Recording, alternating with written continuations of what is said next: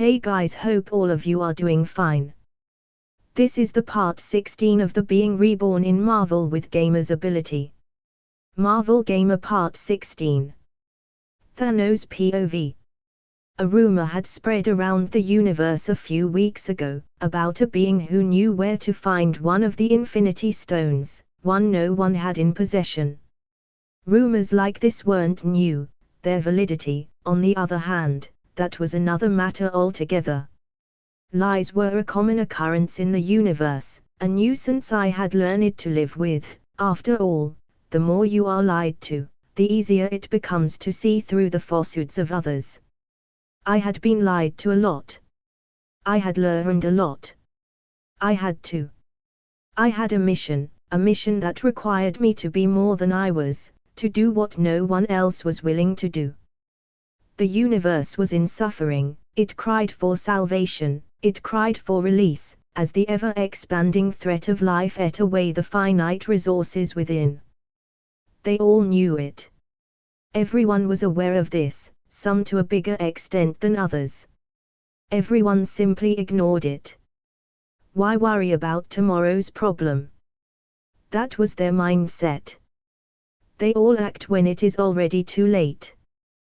They call me mad for giving them a solution, they call me a monster, demon, and more, but even when I don't intervene, even when I don't dirty my hands with their blood giving them salvation, they all go down the path I offered, only that when they do, it's already too late to make a difference. They killed for nothing, their sacrifice is pointless. Only when they were suffering, is when they would understand me. I would fix that. I had to. No one else would. It was my calling. A grim one, but mine nonetheless. Sire, are you sure you wish to go to that planet personally? Ebony asked, bowing as he did so. I do, not now, but soon, I nodded. Part of my duty, my mission, was revealing the truths and lies about the stones, only then, I would find them all. I must apologize for my insolence, but why not send one of us? There is no need to sully your hands, Ebony replied, keeping his head down. I understand your concern, I replied, my eyes firmly gazing at the Mind Stone, but this is something I would like to do. Then your will shall be done, Ebony replied. As hard as this mission was, I wasn't truly alone. Worry not, more, when the time comes, you will accompany me, I added, a small smile on my face. It would be my honor, Ebony replied. Any update on the other stones? I asked, changing the subject. None, sire, but soon, we will unveil the mystery behind it, and claim what is rightfully yours, Ebony assured me, his tone full of confidence and admiration. Very well, I replied, wondering when my mission would end, when I would be allowed to simply live, instead of leading a life without the weights I have. I guess, as with everything, only time would tell. Ego, the Living Planet POV. Things were changing a lot, and I didn't like it. The Celestials were moving, breaking out of their normal patterns they had kept for eons, and that had me on an edge because whatever had them like that was nothing small. I had no idea what could have possibly gotten such a reaction from them. But whatever it was of a universal scale, threatening to break their precious balance. I needed to know what had them like that. If I had no idea what was to come, I would not be prepared to deal with it, and chances were not something I enjoyed taking, especially not on this scale. Obviously enough, asking them was out of the question.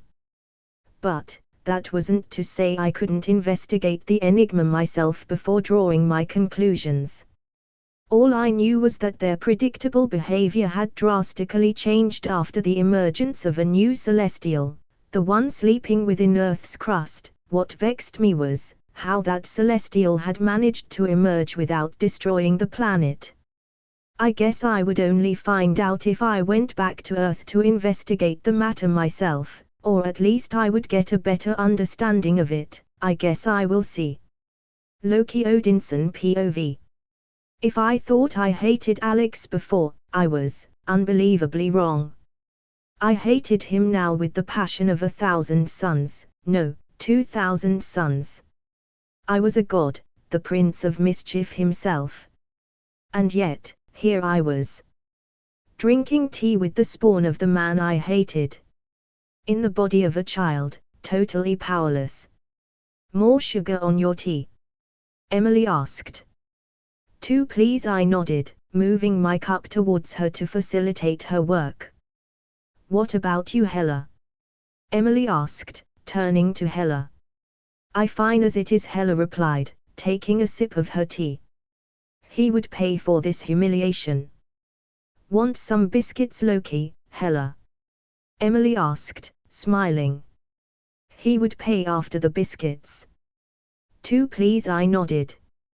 4 Hela replied. What about some cake? I baked one today, Emily added, looking at us. The child would live. Her father would not. All right, I'll be right back. Emily smiled, skipping towards the kitchen. You will regret planning anything, Hela smirked, turning to face me the moment Emily left. I have no idea what you mean, I replied, taking a sip of my tea.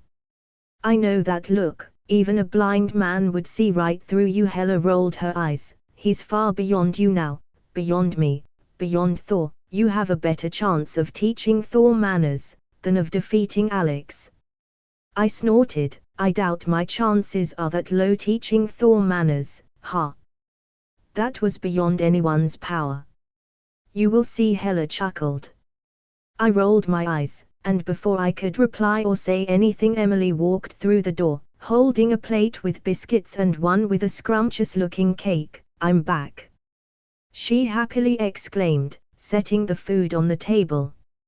Yes, the child would live. Do you think Miss Frigga would like some cake?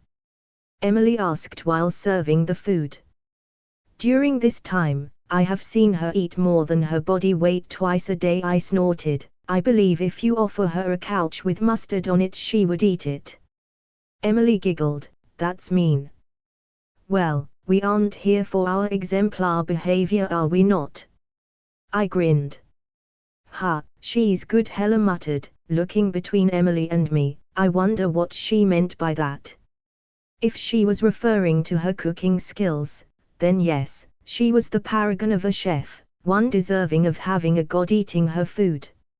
Hela is right, take pride in your skills, after all, no one else will, I stated with a bitter tone. That's not true, Dad is proud of me, and so is Nat, and Uncle Bucky, and Uncle Thor, and Sif. Emily beamed at me. Alex Walker POV. I yawned as I pushed the covers of the bed off, stretching my arms both ways as a notification popped in front of my tired eyes. Ego, the living planet is approaching Earth. I blinked, taking a deep breath, before deciding to go to the kitchen to get a cup of coffee.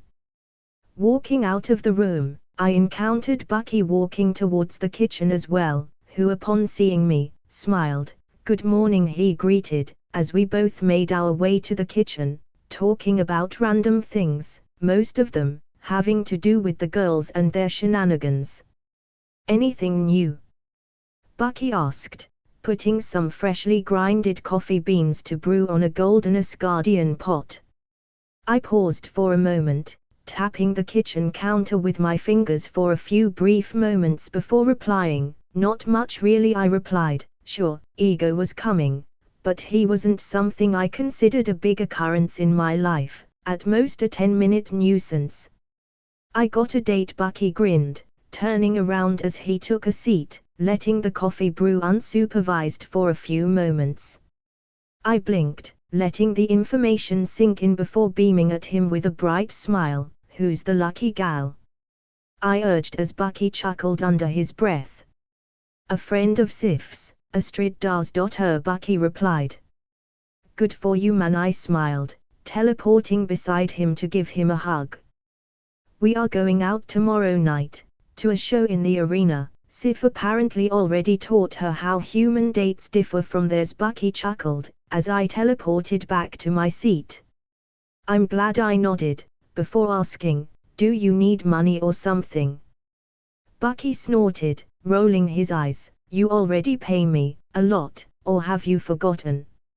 Oh right, he had a salary, I had forgotten, but did I ever give him an Asgardian salary?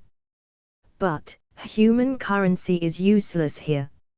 True, but I also get paid in Asgardian coin. By you, Bucky deadpanned, you really need an assistance, at this pace someone will screw you over. I rolled my eyes, who would dare?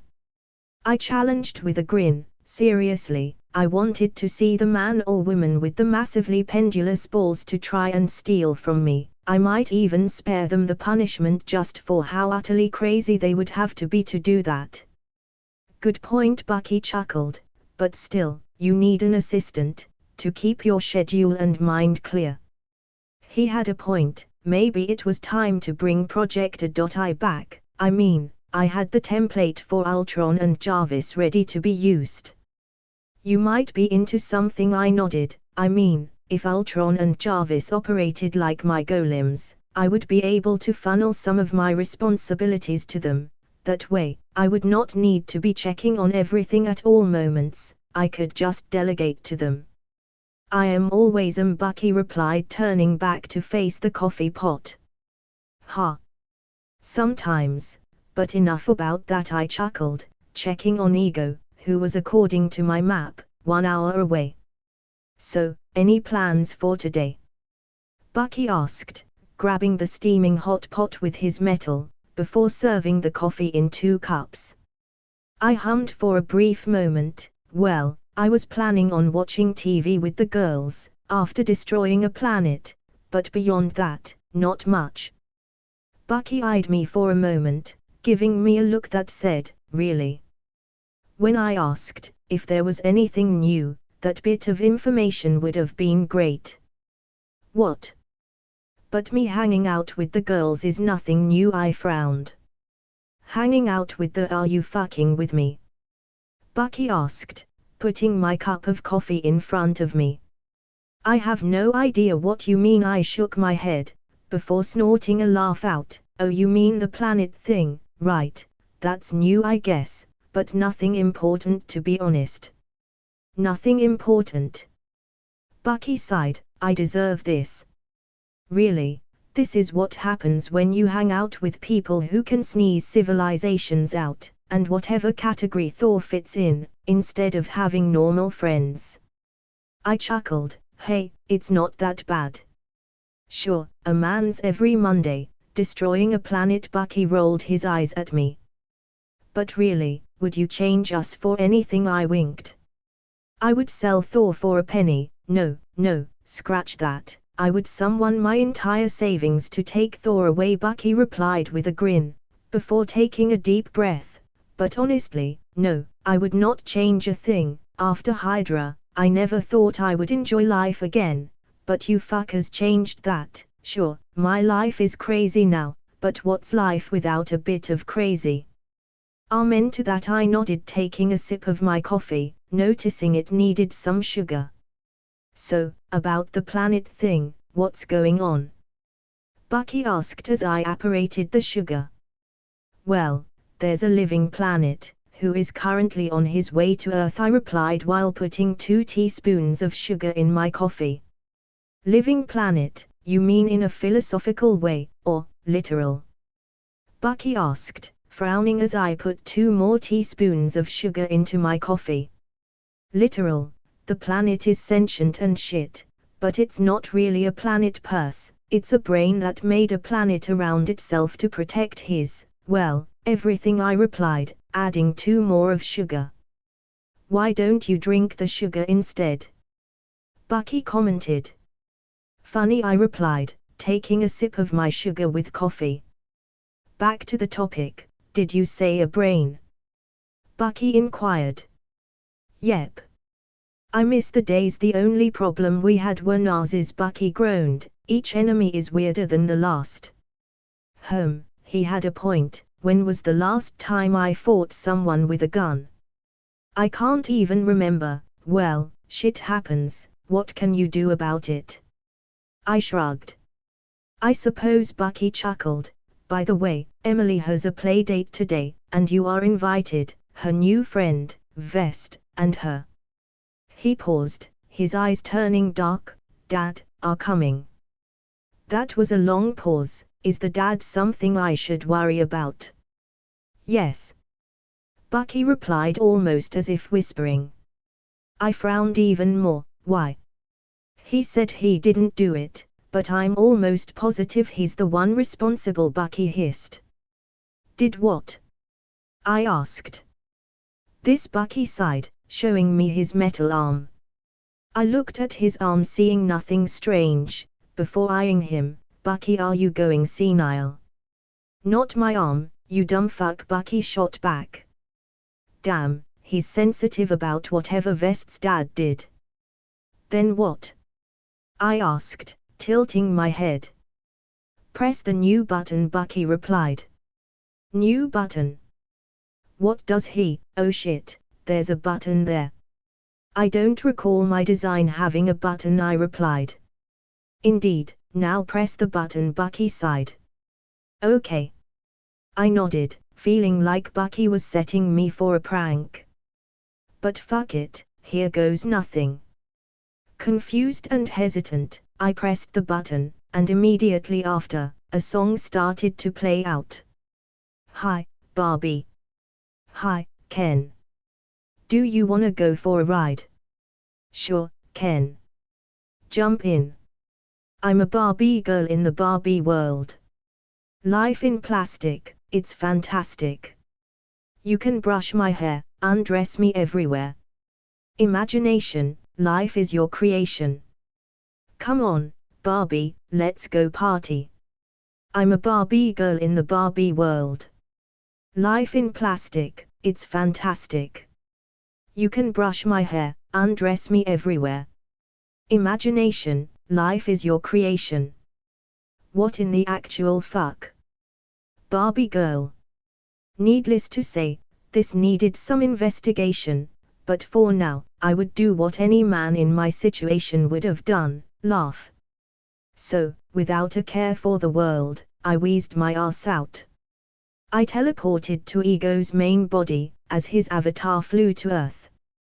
I knew the moment I made contact with his real body, his avatar would dispel. After all, it was all a matter of concentration. If Ego felt he was in danger, he wouldn't have the mind to keep an avatar and focus on whatever was attacking his body. Floating a few 100,000 miles away from his main body, as far as the moon would be from the Earth, I inspected his body in detail. He was powerful, yet painfully weak. It was a weird mix to see. His weakness was what made him powerful, a lone brain, without a body to protect it from harm. It would have been almost sad if Ego wasn't a sociopath to the letter. I sighed, opening my map to check on his avatar, and sure enough, his avatar was still on its way to Earth. Meaning Ego was yet to become aware of my presence above him. Good. This gave me time to evaluate the situation. As far as fighting him, I wasn't troubled at all. He was not only weaker than me, but his body made it so, that even if he were to be stronger than me, I would still come out triumphant. No, what I wanted to assess was another matter altogether, and that matter was: would killing him be actually worth it? Not that his life had any value whatsoever, no, far from it. His life was as valuable as a pile of trash, but his power, on the other hand, his power was certainly valuable. My conundrum was simple: was I to kill him, and let his cosmic power go to waste, or was I to consume him, as I had done with Tiamat, and the magical beasts at Cagliostro's library? The conundrum itself wasn't a moral one. I was far past those inner debates about the morality of ending a life. No, this was more a debate or whether I didn't mind or not getting an aspect of his personality. Sure, any changes I didn't embrace would eventually fade away, leaving nothing but a sour taste in my mouth. But, considering the character, I had to weigh the cons very carefully. It would help me against null eyesight, at the end of the end, that was my main problem, after all, and if eating ego would help me deal with that, then I suppose dealing with a bit of sociopathy wasn't that bad, considering it was a temporary arrangement. Well, time to say hi, I added as I descended towards ego at breaking speed, landing on his body within a second or two. Immediately after landed, his avatar faded, leaving a very alert ego moving things around his body, in a futile attempt to fight me, I reckoned. It wouldn't kill you to say hi, I said, looking around the place. For a show of a planet, a case filled with nothing, he had done an amazing job making this place look like a real planet. As I observed his craft carefully, an avatar of his being formed in front of me, frowning as he asked, "Who are you?"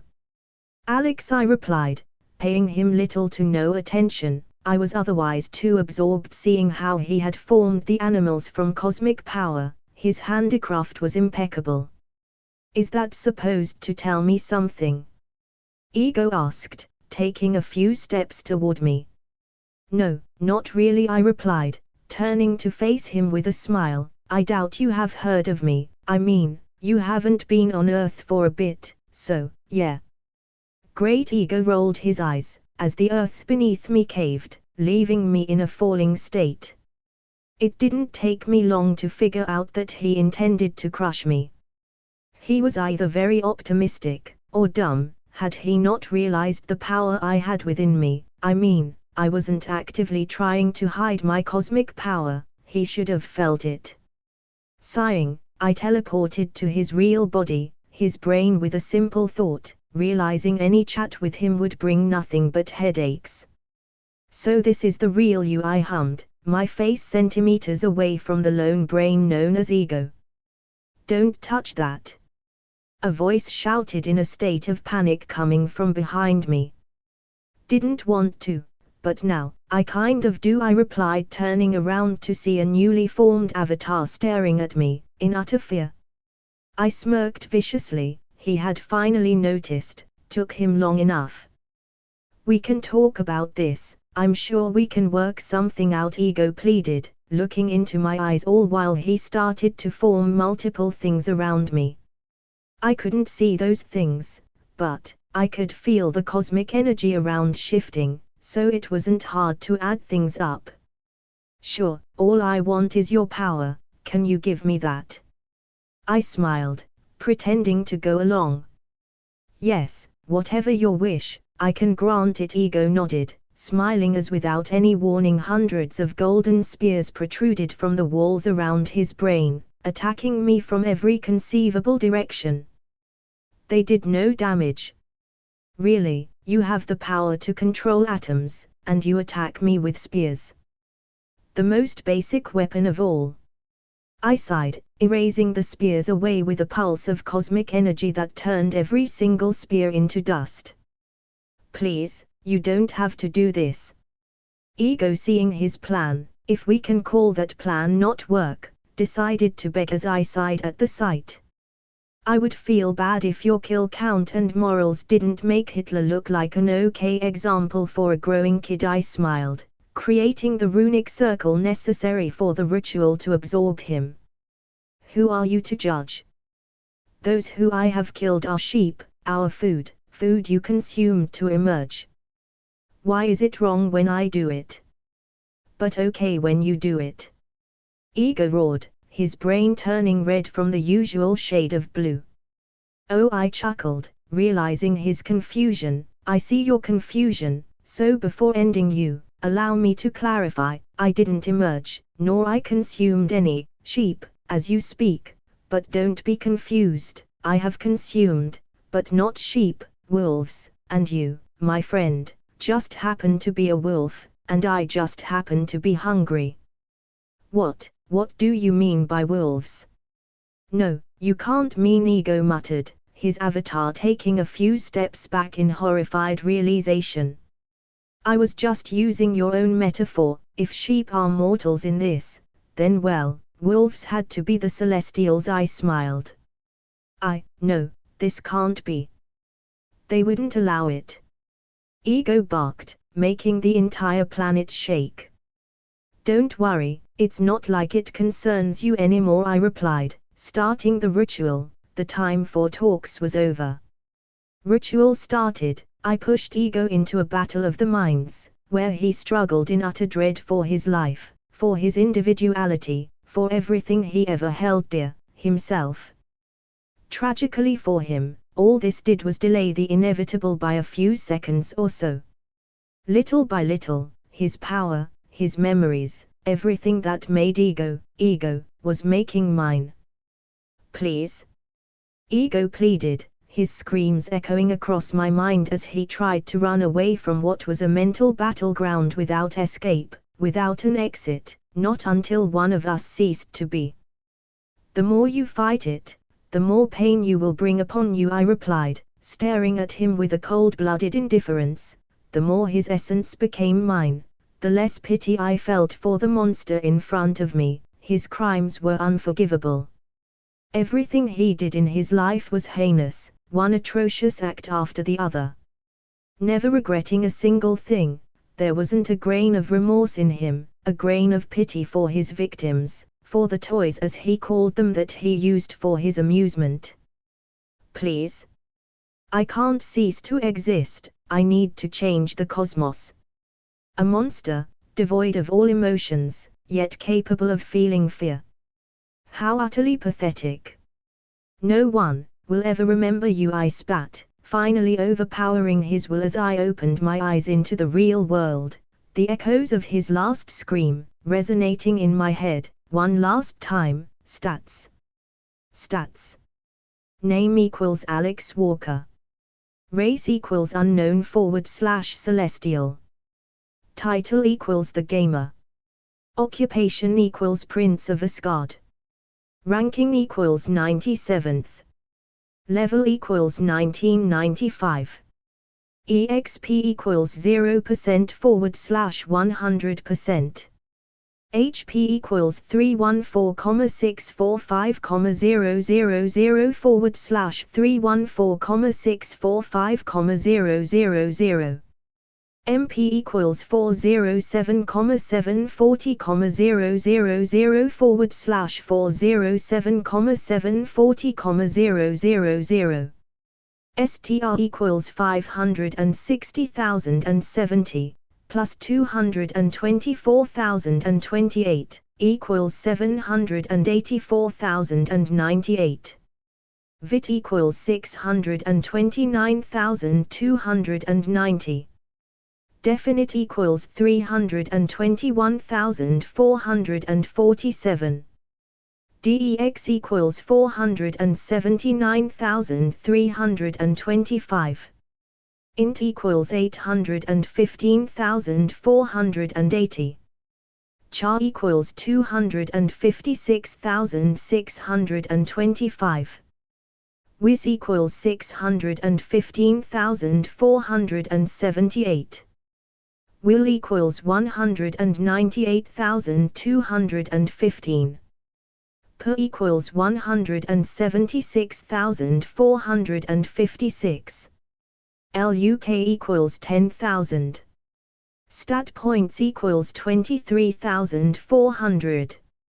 Money, 43,065,132,212.30 Only 195 levels.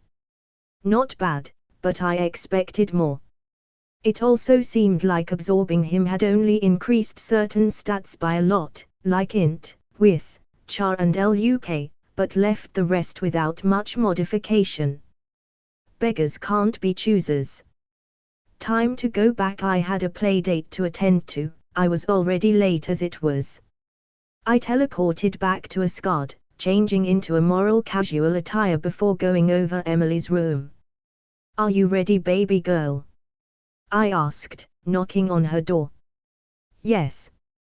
Without waiting another second, Emily replied, practically kicking the door open in excitement. I chuckled, patting her on the head. Well, lead the way then, I have no idea where we are going.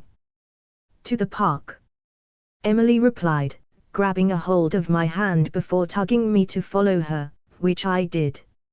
So, tell me more about Vest and Mr. Ara, I asked. Something about all of this had me intrigued. Maybe it was the prank of Bucky's arm, but I just felt there was something more to this than meets the eye. Yet, I didn't feel like I should be on alert, which I suppose was the weirdest thing about the situation. Well, Vest is my best friend, she likes cooking, as you already know, Emily giggled, before continuing. Her dad is a weird man, not a bad weird, more like a cartoonish weird, if that makes any sense. Cartoonish weird. What do you mean by that? I asked with a small chuckle, wondering what she meant. Well, Emily mused at the question, trying to find the right words to word it out. You know Bugs Bunny, right? Did I know about Bugs Bunny? I grew up with him, and indoctrinated my kids to love him. Of course, childhood idol, I nodded. He's like him, Emily replied. Oh, cartoonish weird, I see, that explains the prank with Bucky. Oh. Yep, Emily giggled, as she continued to lead me towards the park. We arrived at the park before Mr. Ara and his daughter, Vest, arrived, so with nothing to do, I took the time and played with Emily as we waited for them to arrive.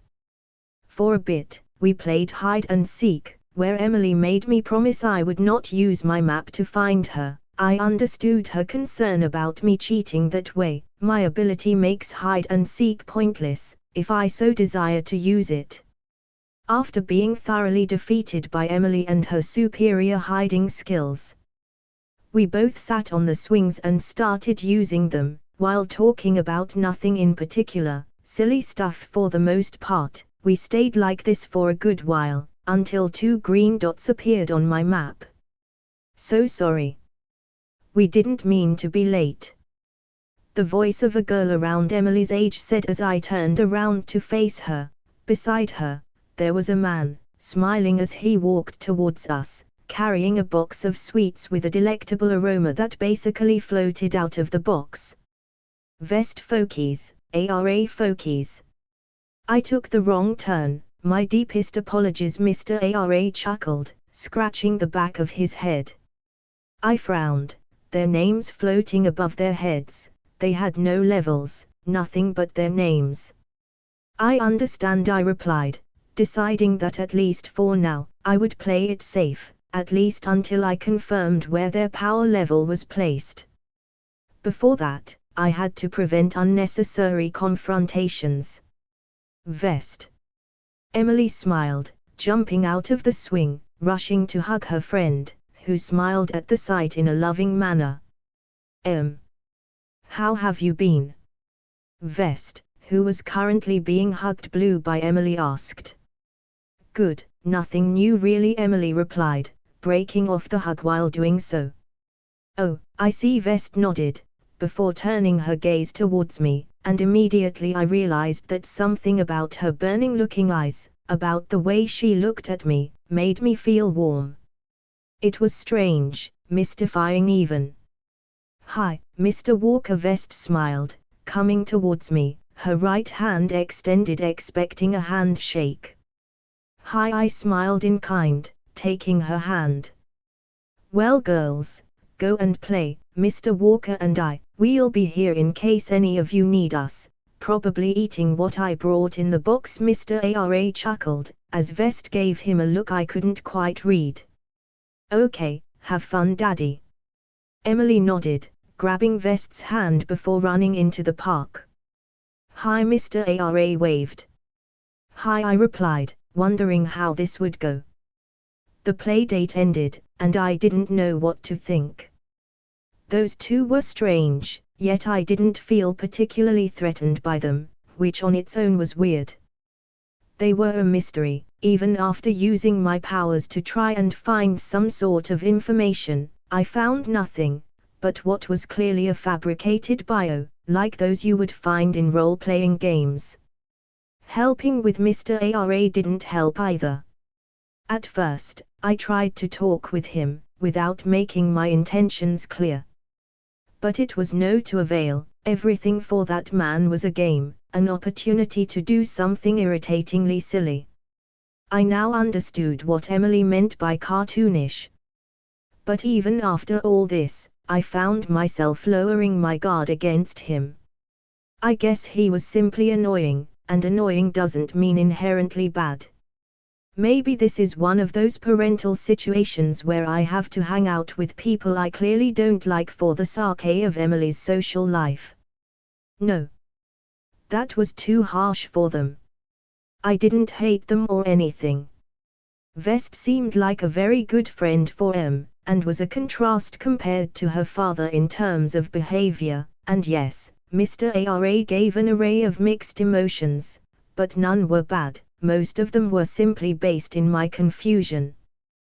What really bothered me the most, was the fact they had no levels.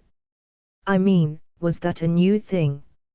Even the Beyonder had some questions marks for his level, indicating his level was way above mine. But them, nothing, just their names. Perhaps they came from a different universe, but that wouldn't explain why they didn't have levels. Enough, I sighed. I had been wasting enough time as it is with this. If they are a threat, that for some reason I am sure they are not, I will deal with them accordingly. In the meantime, I have things to do. Null wasn't going to kill himself.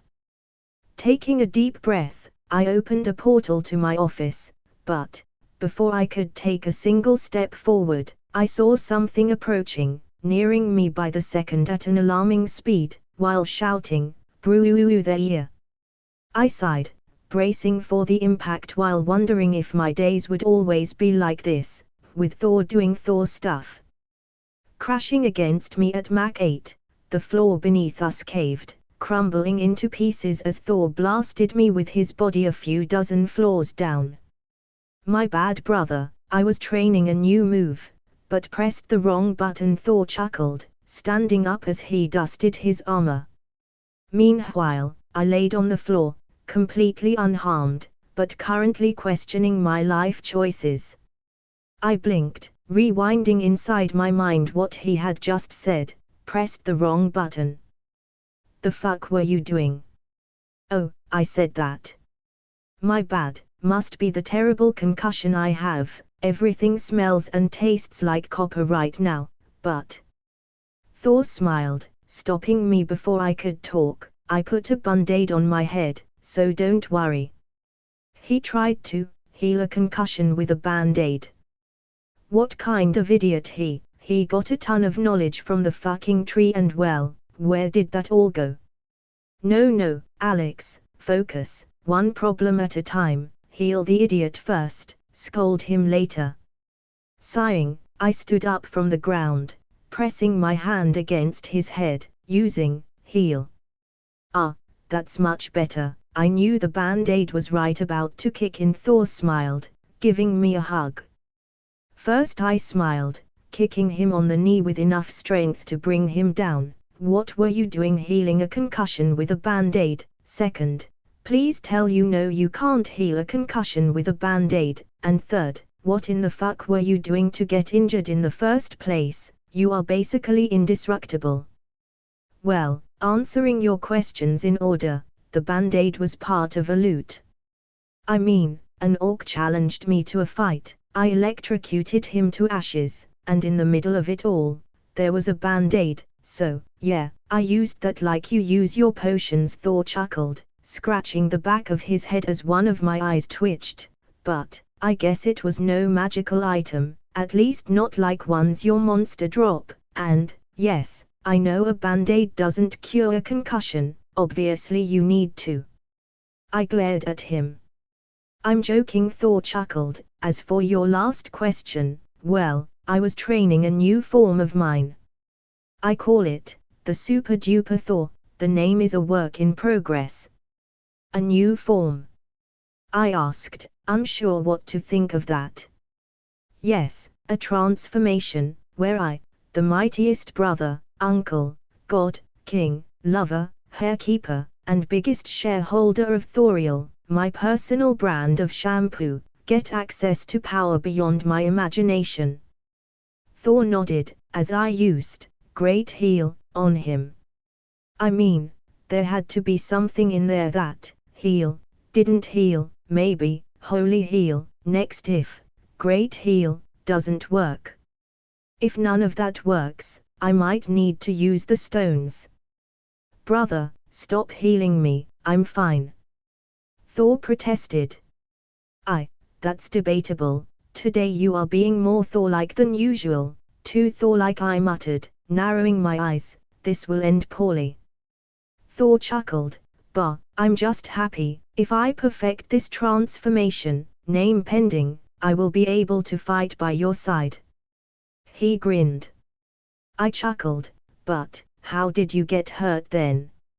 Oh, well, I exploded after losing control of the transformation, and well, the explosion sent me flying towards you, Thor replied, giving me a small shrug. How about you train that transformation in a place where you can't hurt others? I mean, had it not been me, you would have made a paste of whoever you had landed on, I said. Very good point, Thor nodded. In my defense though, I didn't know I could explode, but granted, I am mighty, I should have expected it. He grinned.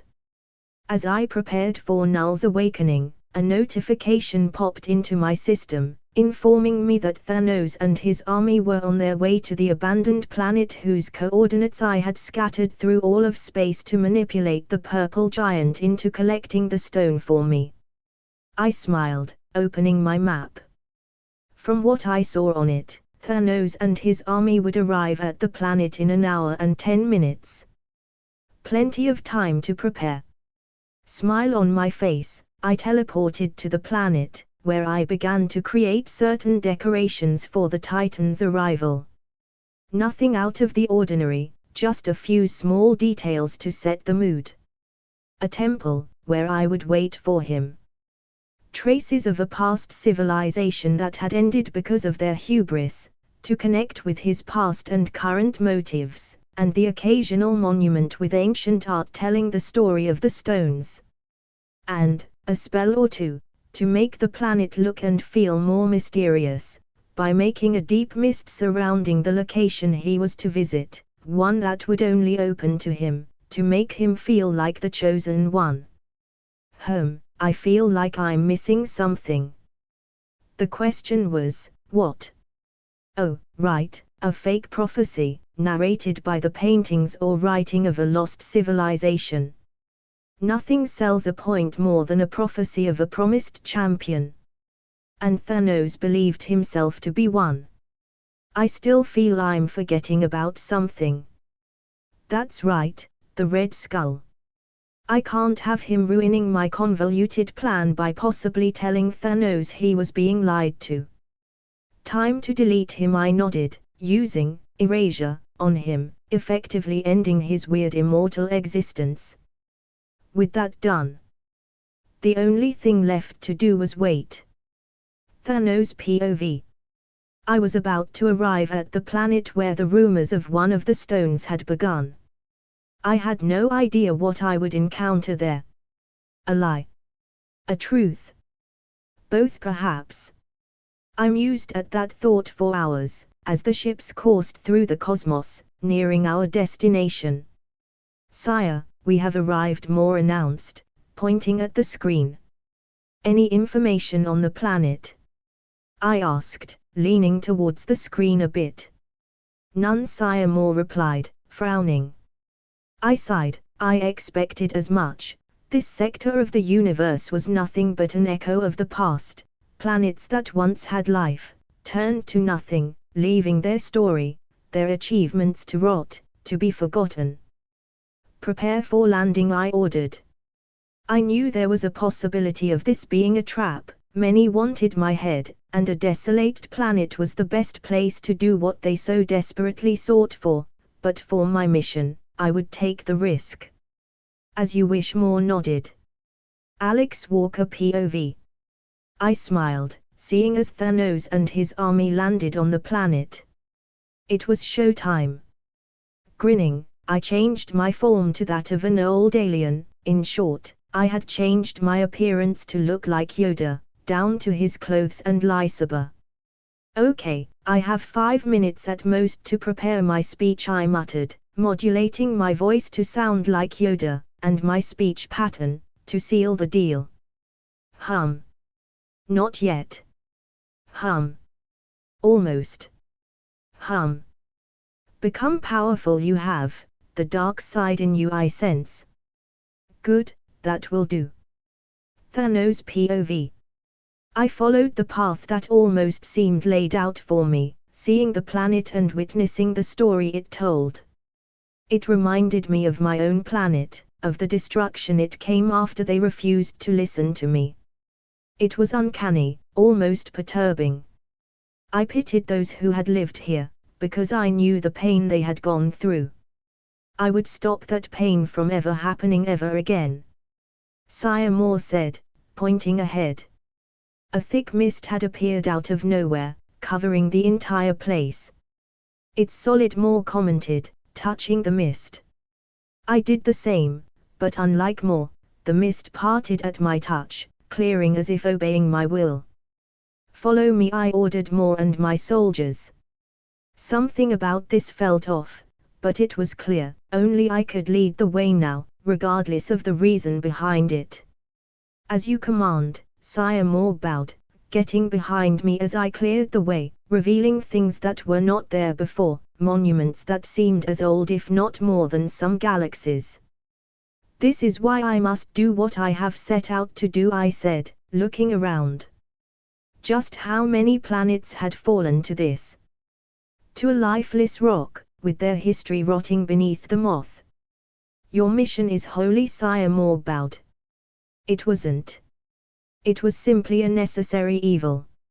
A sin, for the Sake of the future. As I pondered over those thoughts, the sounds of someone approaching snapped me out of my long reverie. As an alien I had never seen before, walked into view, breaking the mist by simply walking towards me. The alien in question was small in size, roughly comparable to that of a child, with green skin, large eyes, long pointed ears, and 2 3-fingered hands that ended in claws.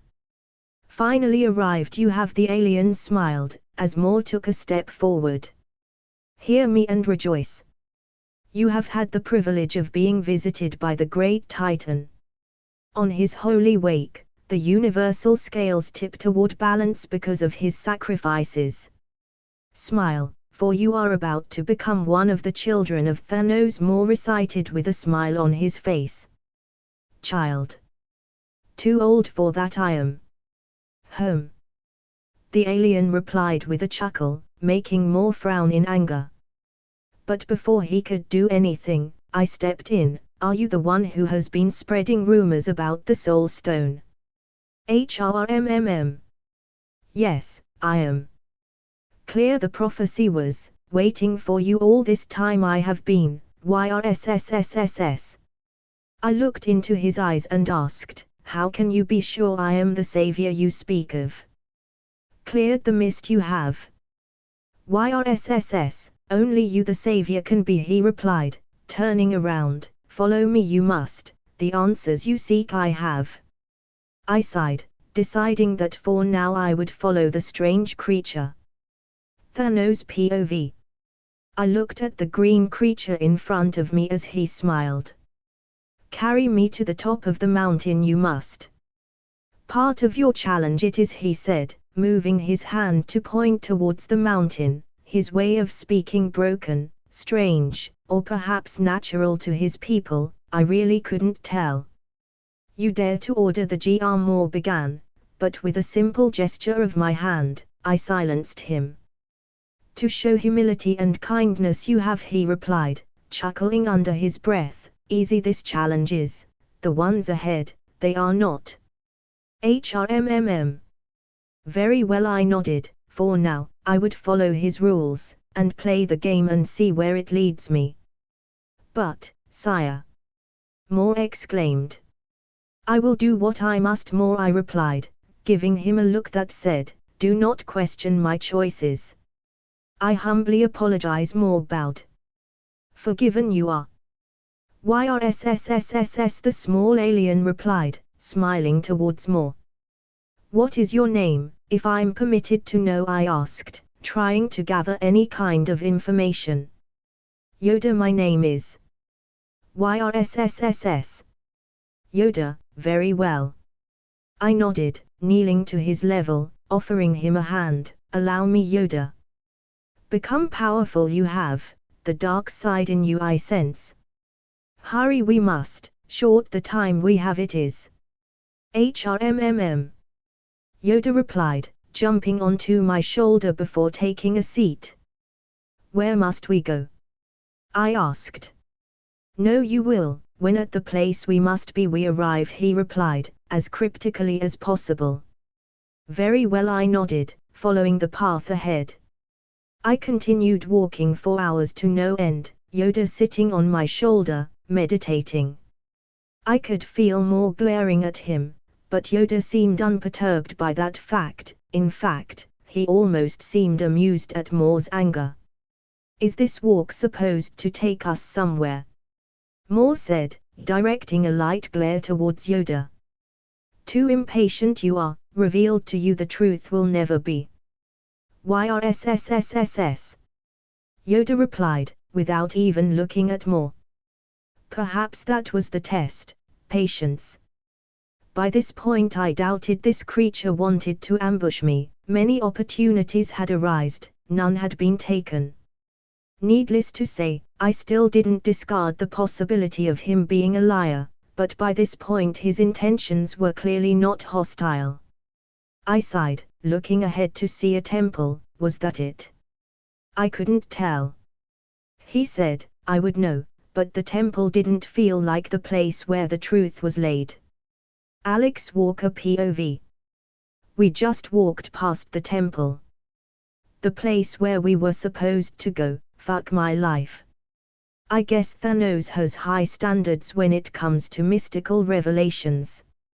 I guess I will create structures as we continue this walk, making shit as we go. Eventually he will have to stop. Thanos POV. I continued walking for hours to no end, passing several landmarks and majestic castles. Each one grander than the last, as if each one was competing to surpass the one a few miles behind it. But I still felt I had yet to find the right place. Too much about it, you think? Simple the choice is, Yoda said, giving me a friendly look, yet somehow I felt he was annoyed. You will show the great Thanos the respect he deserves, Maw replied, glaring at him for a moment before trying to use his telekinesis to push Yoda off my shoulder against wishes. However, before I could even intervene and punish Maw, I found myself staring in shock, as Maw was pushed from the ground, choking as an invisible force kept him in place. Small I am, the truth that is, that I am weak, however, that doesn't mean, Yoda replied in a dangerously cold tone, showing a power I didn't think him capable of. For a brief moment, Yoda held Maw in the air with nothing but a simple glance, choking Maw blue. I tried to speak, to move, but something kept me in place, paralyzed, in everything but thought. Yoda was frighteningly powerful. I was now sure, had he wanted to finish me, he would have from the beginning. He was never a threat, but we were making him one. Fun that was, but our journey we must continue, Yoda chuckled, releasing Maw and myself from his grasp. I apologize for his behavior, I replied, giving Maw a look. Realizing he was now fully aware Yoda was not to be trifled with. No, sire, it is I who must apologize. As one of the children of Thanos, I should have behaved, but I acted out of anger, Maw bowed, this time to Yoda, who smiled at the sight. I offer my life, for you to do as you please as a token of my regret. Necessary that is not, learned your lesson you have. Yoda replied, waving him off. I blinked, remembering his past words, that the trials ahead would be hard, and that only I would find the place. It all made sense now.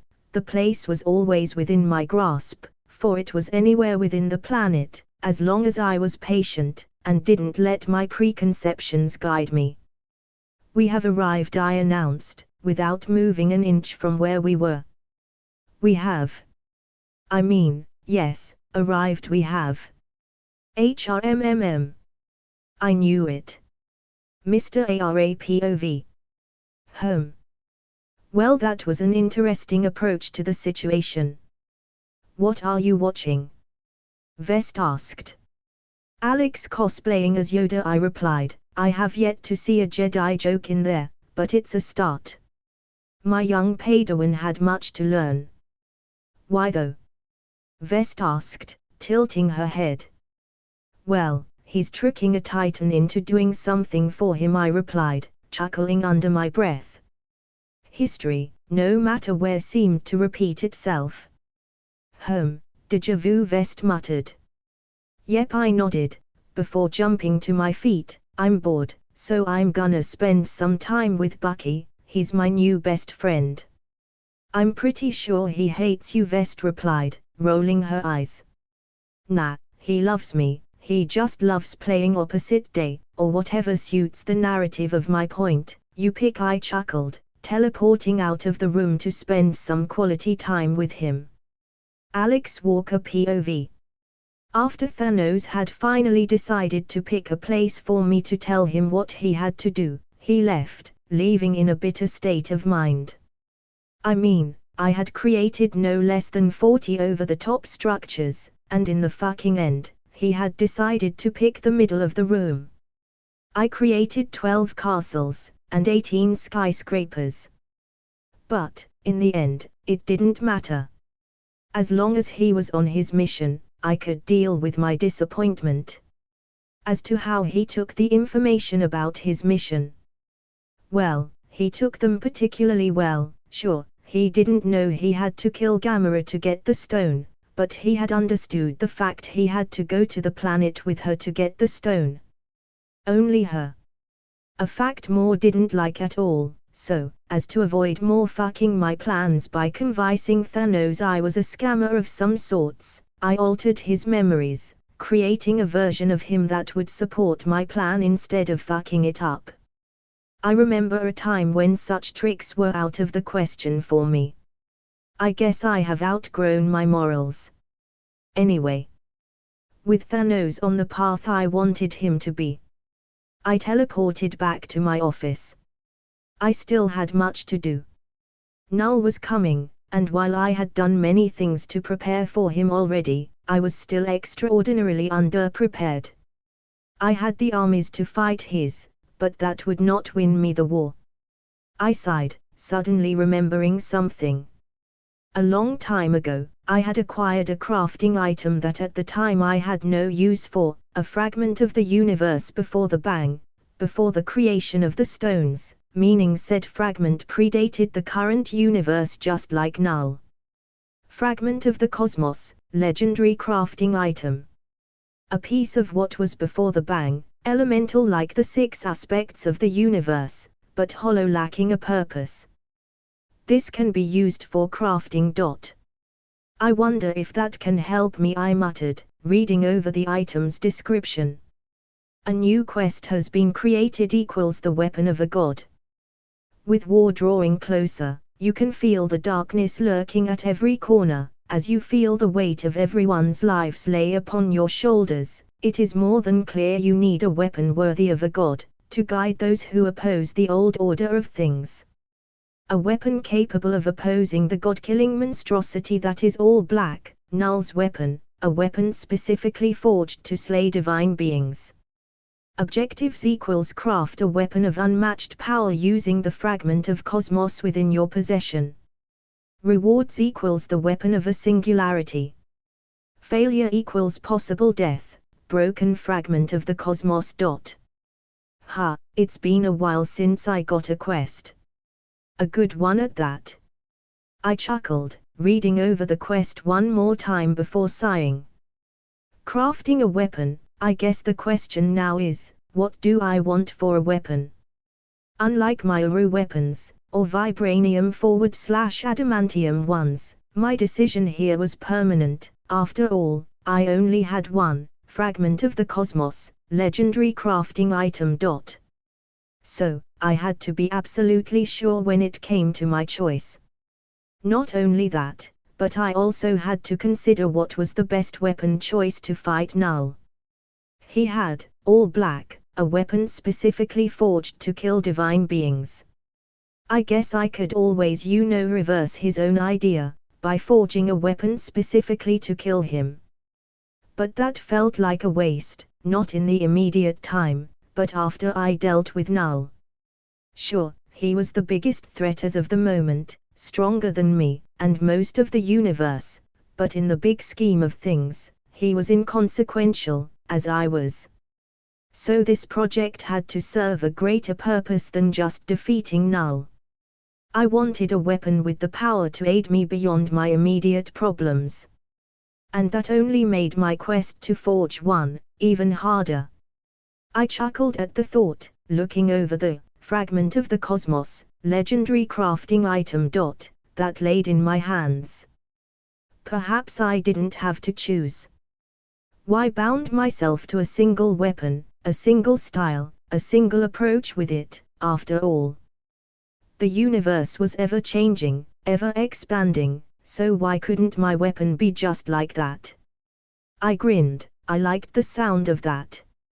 A weapon without form, one ever adaptable, to fit any and all situations. I could work with that. Now the question was, what fundamental purpose would this weapon serve? Null created his weapon with the sole purpose to slay those who had disrupted the old order.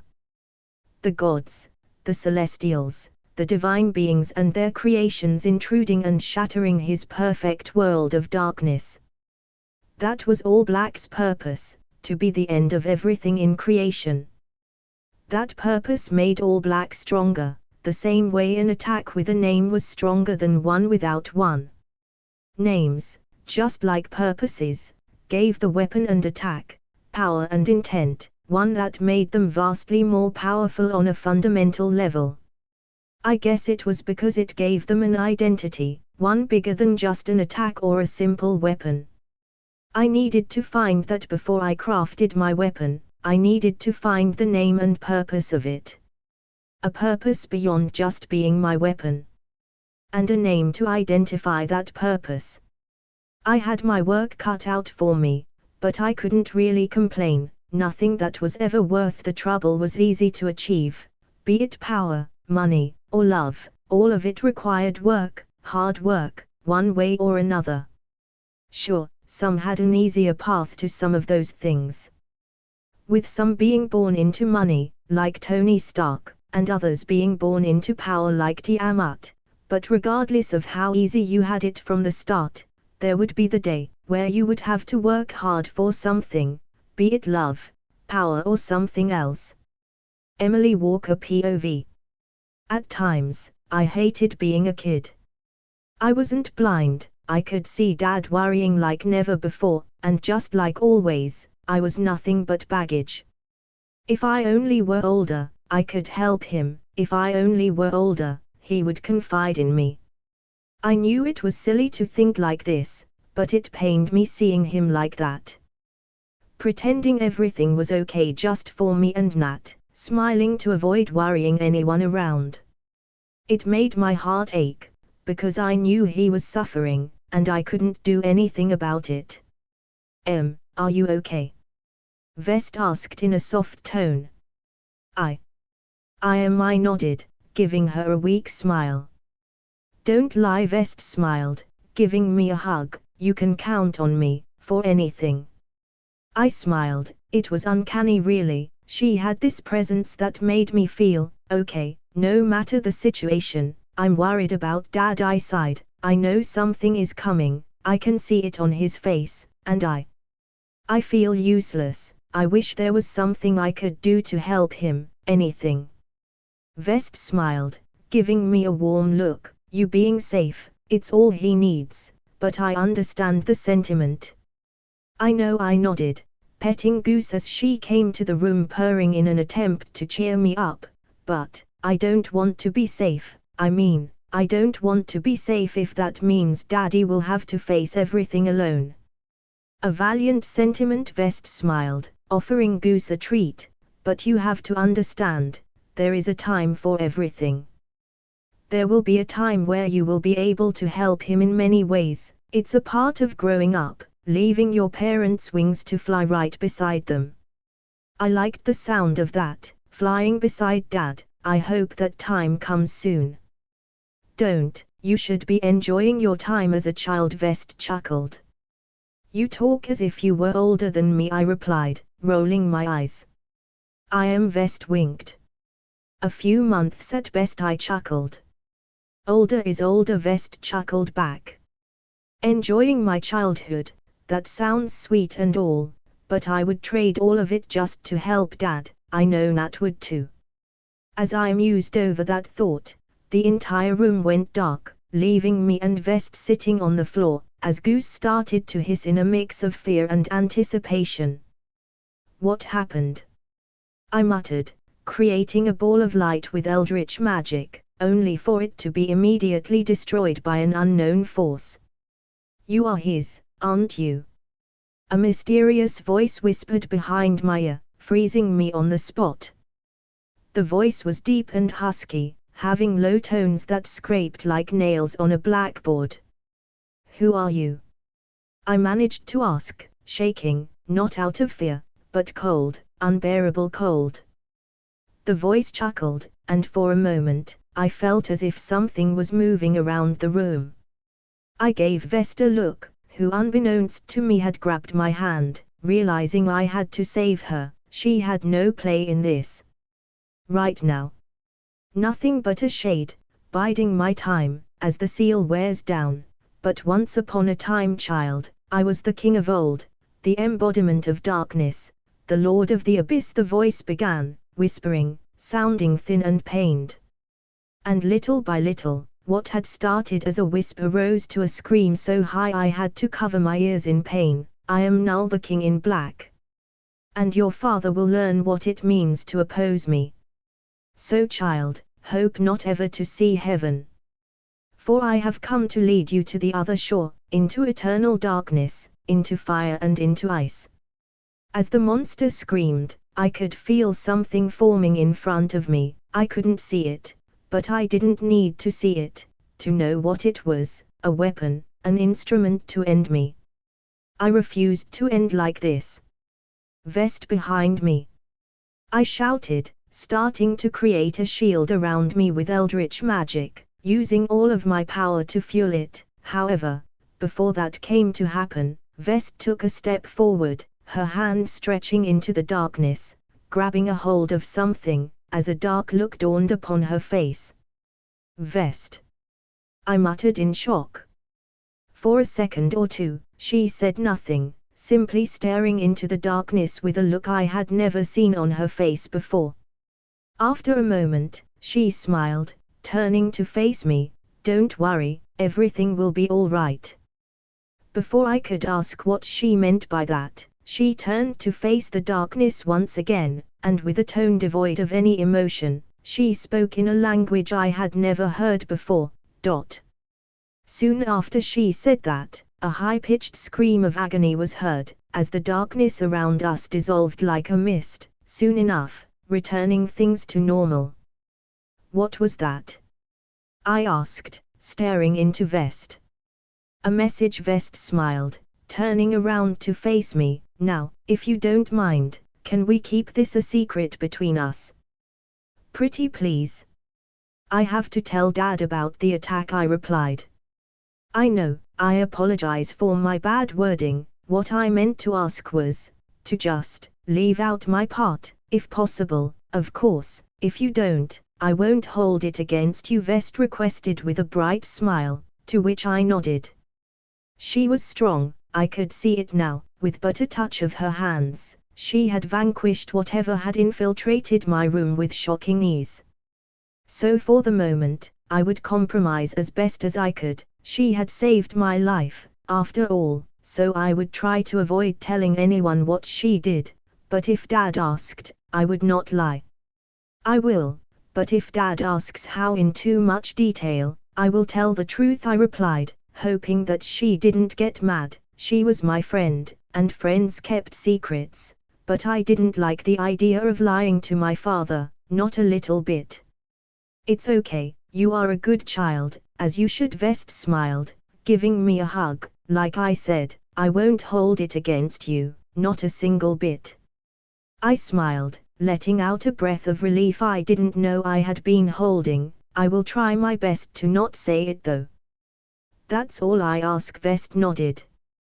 But, how did you do that? I asked, tilting my head.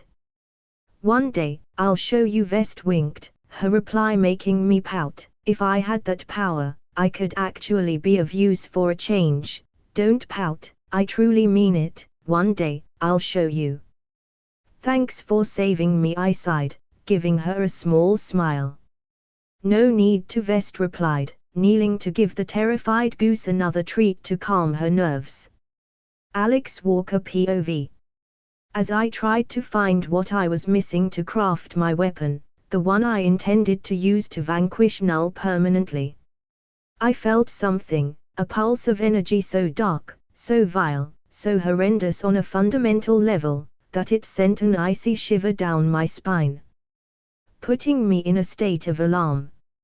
In all my life, I had never felt something like that, something so vile, so putrid that it went beyond good or evil, entering a category of its own. Null, I muttered without realizing, opening my system in a rush to see if he had broken out of his seal. Only to confirm, he hadn't. Nonetheless, that pulse of energy had to be him. The question was, why would he put everyone on alert by doing so? To force action? To send a warning? I couldn't really know, and that scared me. I had to check where the pulse had ended, perhaps then I would get an answer.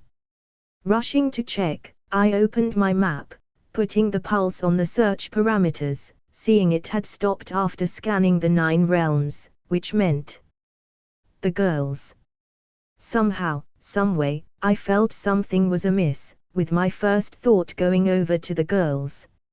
If Null wanted to hurt me, to weaken me, they were his best shot as of now. Cursing under that realization, I summoned the girls to my office using a non-compliant spell, begging whoever could hear me for them to be okay. Working as intended, the spell summoned the girls in front of me, and at the sight of them, I started crying in relief. They were okay, he hadn't harmed them, they were okay, they were okay. Dad. Nat was the first to speak, approaching me with a look filled with worry. I said nothing, pulling her and Emily into a hug. They were okay, they were alive, and that's all that mattered. Dad, are you okay? Daddy, please answer. Nat asked, her tone soft, hugging me back. I couldn't answer, not verbally, so I simply nodded. Dad, we are okay, Emily said, her tiny arms hanging around my neck. I nodded, she was right, they were okay. No matter what happened, everything will be all right, Nat added, taking hold of one of my hands, delicately putting her face on it. I'm sorry, I managed to mutter, loud enough for them to hear. Never in my life I had been so scared, so vulnerable, so human. The thought of them being hurt pained me beyond anything I could possibly imagine. Those brief few seconds where I didn't know how they were, I felt weaker than ever before. Don't be, Nat replied. Vest stopped him. Dad, don't worry, Em muttered, while hanging around my neck. At this, I froze, taking what she had said, and dissecting it, as everything around me seemed to come to a full stop. Vest had stopped him. He had been here, and Emily had faced him. At this realization, I felt the color drain from my face, as a new sense of cold took over. Who? Nat asked, giving Em a look of concern. Someone named Null, Em replied. He had been here. He had targeted my daughters. Null had been here, and had tried to harm one of my. Had Vest not stopped him, I would have lost them. I would have realized what had happened too late. In a state of shock, I repeated those lines in my head, over and over again, almost like a mantra, as little my little, all that I was feeling, turned into a new feeling altogether, one of passionate wrath like I had never felt before in my life. He had dead. That fucking coward. I will kill him, I muttered, grinding my teeth. I would show him the meaning of true despair, and on my path, I will stop at nothing to end him, to see his suffering, and even if my soul stands in the way, I'll toss it aside. Dad, Nat and Em muttered at the same time. Don't worry girls, you won't hear of him ever again, I replied, staring at nothing in particular. He wanted to play that way. I would oblige him then, after all, I was anything but a bad player. You should not let your emotions cloud you. I blinked, feeling a warm hand touching my forehead, one that didn't belong to Nat or Em. Vest. Em muttered in shock, as Nat slowly moved her hand to her hip to get her knife. Don't, I said, giving Nat a kind look. Her reaction was the correct one when an unknown appeared in the room, but it was as of the moment, unnecessary. Don't let your emotions rule you. Feel them, embrace them, but don't let them take control. Vest smiled, giving me a warm look. Girls, leave, I said, my eyes on Vest. Nat and Em nodded, leaving the room, but not without giving Vest a look before leaving, Nat, one of suspicion, and Em one of worry. Who are you? I asked, once the girls were out of ear's reach. I'm done playing these games. Well, ain't that the question? I heard someone chuckle, the voice echoing across the room, each echo making the voice clearer and clearer, until I had no shred of doubt, it no other than Mr. Ara. Now it's not the time to be playing. Vest scolded, as Mr. Ara appeared, giving Vest an apologetic smile. Sorry, Mr. Ara sighed, scratching the back of his head. I was trying to make a dramatic entrance, but it's obviously not the time for that or my theme song, so I will keep it serious. I want you two to know, I hold you ill towards you. In fact, I am grateful for what Vest did for Em, saving her from that monster, but nonetheless, I am tired of these games you two are playing, I said, my eyes firmly on them. Games we are playing? Mr. Ara chuckled, I assure you, it's quite the contrary, Merlin. I looked at Ara and frowned. I barely knew him, and he was giving me nicknames. Seeing my face, he chuckled, tilting his head ponderously. Not in the nickname stage, I assume. He smiled. No matter, we can work with that. Who are you? I said, repeating my previous question, tired of this play and run, his constant jokes and other annoying habits. Well, that's a hard question to answer. Ara sighed, taking a seat on my desk, right hand on his chin. Vest sighed, giving me a sad look. It's not that we don't want to answer, we can't. Not entirely, at least, and that has nothing to do with you. Believe me, there's nothing in this world that I wouldn't give to answer you, truthfully, but things are at play, and answering your question could break the veil we are trying so hard to maintain, at least until we find a way to break it without shattering a part of what we seek to preserve. A veil? Of what? I frowned, going over what she had said, trying to break down the information into something I could understand. There was a lot to unpack there. Her words had been vague, but had a lot of meaning in them. Long story short, we are not from here, if you catch my drift. Ara sighed, his hands running down his hair, and I think for the first time since I have met him, he didn't look overly happy, but instead looked concerned. Where are you from? Another timeline? I asked, pushing the subject. You could say he nodded. Another vague answer. Is anything I know about you two even true? I asked, taking a deep breath. Part of it, Vest replied, walking towards Ara, her shape changing to that of a woman. I should have seen it coming. Our names are a lie, Ara chuckled, giving Vest a look that immediately gave away he wasn't her father. Why? I asked. The veil we are trying not to break, it's quite fragile, Ara replied. I mean, we want to break it, but not until we find a safe way to remove certain things, because once that veil comes down, everything else comes down with it. What's the veil? I asked, the subject having piqued my interest. We can't answer that, kiddo, Ara sighed, giving a small smile, one that carried a lot of emotions. I frowned.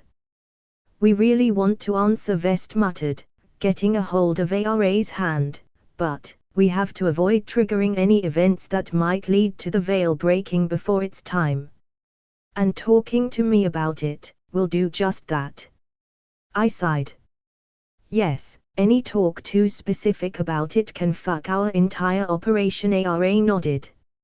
Add Ara. Vest scolded at him, for a moment, almost calling him something else. Add Ara. I said, raising an eyebrow. Well, that's, Vest muttered, seemingly trying to find a way to fix something. My name, Ara smiled, giving Vest a warm look. Adra, that's my name, for the time being that is. I sighed, what can I know about you two then? That we mean no harm, Vest stated without a hint of a lie in her words. We are simply trying to fix something, Ara, or Adra nodded, nothing more. You know it to be true, don't you? He was right. While I wasn't sure why I believed them, I did. Their words carried a weight of honesty I simply couldn't ignore, even with all the secrecy behind it. I just couldn't help but trust their words. You are right, I nodded, creating a beer. I don't know why, or how for that matter, but I believe the two of you. Maybe I'm just being manipulated. You two feel, or seem to be stronger than me, and considering the things I have seen in my life, no possibility it's too absurd, but even then, I choose to believe you are not playing with me, not in that way at the very least. We would never, Vest promised. Nonetheless, while I trust your words that you mean no harm, I will not allow you two to keep lying to my children, I stated, giving them a firm look. Whatever your goal is, I respect it, but they will not be a part of your games. I hope that is absolutely clear. Crystalidra smiled. In fact, we wanted to propose something. A proposition. What? I asked, bringing my hands together. We can't interfere with anything in a fundamental sense, Adra said. We are not sure what can break the veil, or not yet, but after a lot of trial and error, I have come to understand the limits of what I can do, without messing with my main objective. The point being? I asked. We wish to protect your children, Vest replied, making me frown. I know you don't trust us, at least not that much. You trust our intentions, but know nothing about us, but we want to help, to the best of our abilities. Had we a choice, we would kill that little pest you are about to face, Adra chuckled, but, like I said earlier, we have to keep our interference to a minimum, at least for now. But while we can't deal with Null, for fear of damaging what we seek to preserve, we can protect what you love most, Vest said, her eyes gleaming with unwavering determination. They considered Null a little pest, which meant, my gut feeling was right on the money. These two were strong, very strong, that only made their motives all the more interesting. They wanted to break a veil, yet preserve something, but what was that veil, and what did they seek to preserve, and how was I involved in it? I was no fool, I knew I had a part to play in their quest, yet, what part that was, eluded me. Now, they were offering me the deal of the century, protection for those who I love the most, but at what cost? Did I really trust them enough to put my treasures in their hands? Or more importantly, did I really have a choice? I could reject them. Face this problem on my own, find a way to keep them safe without any external dubious help. But would that actually keep them safe at all? Even if I found a way to keep Null away from them. These two were on an entirely different level. I had no means to stop them should they want to be around the girls. Not now. Meaning the real question was, did I want them to be around them with my permission, or without it? I chuckled. No matter how I looked at their offer, even with all the downs it brought, it was too good to pass out on it. Why would you do that? Why would we not? Adra replied, giving me a smile. I sighed, returning the smile, inwardly chuckling at his response. After all, I had expected as much. We will keep them safe, no matter what Vest stated, once again, using that tone that simply made me feel she was to be trusted. What if keeping them safe eventually breaks your precious veil? I challenged. Even if I trusted them for whatever reason, I had to ask the right questions, based on what little I had gathered about them, which was, their mission was to keep the veil. A veil they seemed invested in keeping for the moment being for the sake of preserving something they wanted. So my question was, what if keeping Emily and Nat safe comprised their mission? That's a very good question, kiddo. I like how you play around the edges of what we told you, very clever. Adra chuckled, a sad overtone lacing his entire body. So to answer your question, if that came to happen, I suppose our mission would come to an end. While keeping the veil is our top priority right now, and there's nothing more that we would like than to avoid shattering it, we won't forsake your daughters for the sake of our mission. Vest smiled, the same sad overtone taking over her, just like Adra. We promise you that much. These two, no matter how much I played around what I knew about them, they kept putting me on a new loop. Very well then, I sighed, standing up. I will entrust you two with my life, for in them, it lays my heart and soul, so don't betray me. We would never, Vest replied without a second thought. I smiled. I truly believe you wouldn't, but if you do, make sure to kill me first. Because I will stop at nothing to avenge them if push comes to shove. Edgy, but I respect it. Adra smiled. You really don't know when to joke, and when not, right? I asked, giving him a tired look. Kid, I have one gear, and one gear only, deal with it. Adra winked. I looked at Ara and frowned. I barely knew him, and he was giving me nicknames. Seeing my face, he chuckled, tilting his head ponderously. Not in the nickname stage, I assume. He smiled. No matter, we can work with that. Who are you? I said, repeating my previous question, tired of this play and run, his constant jokes and other annoying habits. Well, that's a hard question to answer. Ara sighed, taking a seat on my desk, right hand on his chin. Vest sighed, giving me a sad look. It's not that we don't want to answer, we can't. Not entirely, at least, and that has nothing to do with you. Believe me, there's nothing in this world that I wouldn't give to answer you, truthfully, but things are at play, and answering your question could break the veil we are trying so hard to maintain, at least until we find a way to break it without shattering a part of what we seek to preserve. A veil. Of what? I frowned, going over what she had said, trying to break down the information into something I could understand. There was a lot to unpack there. Her words had been vague, but had a lot of meaning in them. Long story short, we are not from here, if you catch my drift. Ara sighed, his hands running down his hair, and I think for the first time since I have met him, he didn't look overly happy, but instead looked concerned. "Where are you from? Another timeline?" I asked, pushing the subject. "You could say," he nodded. "Another vague answer. Is anything I know about you two even true?" I asked, taking a deep breath. "Part of it," Vest replied, walking towards Ara, her shape changing to that of a woman. "I should have seen it coming. Our names are a lie." Ara chuckled, giving Vest a look that immediately gave away he wasn't her father. "Why?" I asked.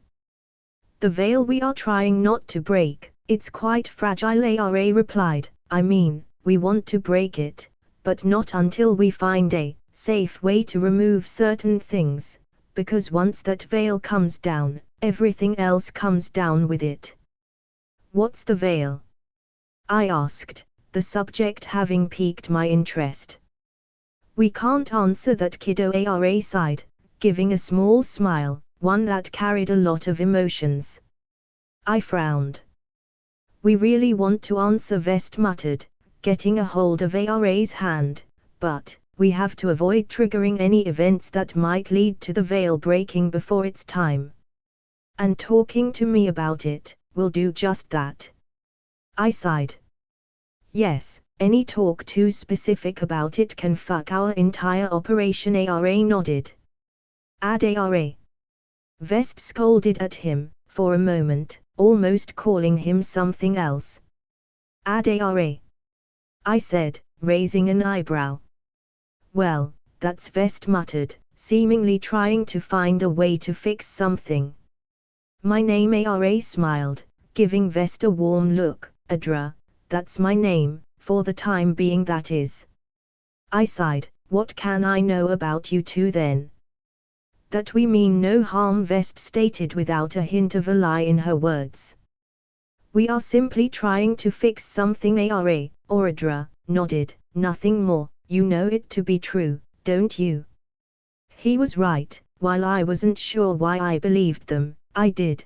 Their words carried a weight of honesty I simply couldn't ignore. Even with all the secrecy behind it, I just couldn't help but trust their words. "You are right," I nodded, creating a beer. "I don't know why, or how for that matter, but I believe the two of you. Maybe I'm just being manipulated. You two feel, or seem to be stronger than me, and considering the things I have seen in my life, no possibility it's too absurd, but even then, I choose to believe you are not playing with me, not in that way at the very least." "We would never," Vest promised. "Nonetheless, while I trust your words that you mean no harm, I will not allow you two to keep lying to my children," I stated, giving them a firm look. "Whatever your goal is, I respect it, but they will not be a part of your games. I hope that is absolutely clear." Crystal Adra smiled. "In fact, we wanted to propose something." "A proposition? What?" I asked, bringing my hands together. "We can't interfere with anything in a fundamental sense," Adra said. "We are not sure what can break the veil, or not yet, but, after a lot of trial and error, I have come to understand the limits of what I can do, without messing with my main objective." "The point being?" I asked.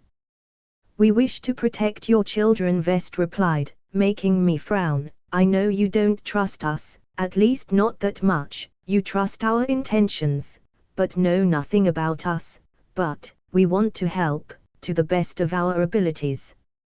Had we a choice, we would kill that little pest you are about to face." Adra chuckled. "But, like I said earlier, we have to keep our interference to a minimum, at least for now. But while we can't deal with Null, for fear of damaging what we seek to preserve, we can protect what you love most," Vest said, her eyes gleaming with unwavering determination. They considered Null a little pest, which meant, my gut feeling was right on the money. These two were strong, very strong, that only made their motives all the more interesting. They wanted to break a veil, yet preserve something, but what was that veil, and what did they seek to preserve, and how was I involved in it? I was no fool, I knew I had a part to play in their quest, yet, what part that was, eluded me. Now, they were offering me the deal of the century, protection for those who I love the most, but at what cost? Did I really trust them enough to put my treasures in their hands? Or more importantly, did I really have a choice? I could reject them. Face this problem on my own, find a way to keep them safe without any external dubious help. But would that actually keep them safe at all? Even if I found a way to keep Null away from them. These two were on an entirely different level. I had no means to stop them should they want to be around the girls. Not now. Meaning the real question was, did I want them to be around them with my permission, or without it? I chuckled. No matter how I looked at their offer, even with all the downs it brought, it was too good to pass out on it. Why would you do that? Why would we not? Adra replied, giving me a smile. I sighed, returning the smile, inwardly chuckling at his response. After all, I had expected as much. We will keep them safe, no matter what Vest stated, once again, using that tone that simply made me feel she was to be trusted.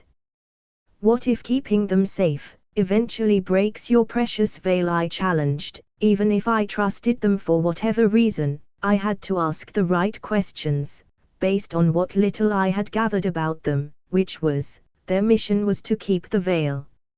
A veil they seemed invested in keeping for the moment being, for the sake of preserving something they wanted. So my question was, what if keeping Emily and Nat safe comprised their mission? That's a very good question, kiddo. I like how you play around the edges of what we told you, very clever. Adra chuckled, a sad overtone lacing his entire body. So to answer your question, if that came to happen, I suppose our mission would come to an end. While keeping the veil is our top priority right now, and there's nothing more that we would like than to avoid shattering it, we won't forsake your daughters for the sake of our mission. Vest smiled, the same sad overtone taking over her, just like Adra. We promise you that much. These two, no matter how much I played around what I knew about them, they kept putting me on a new loop. Very well then, I sighed, standing up. I will entrust you two with my life, for in them, it lays my heart and soul, so don't betray me. We would never, Vest replied without a second thought. I smiled. I truly believe you wouldn't, but if you do, make sure to kill me first. Because I will stop at nothing to avenge them if push comes to shove. Edgy, but I respect it. Adra smiled. You really don't know when to joke, and when not, right? I asked, giving him a tired look. Kid, I have one gear, and one gear only, deal with it. Adra winked.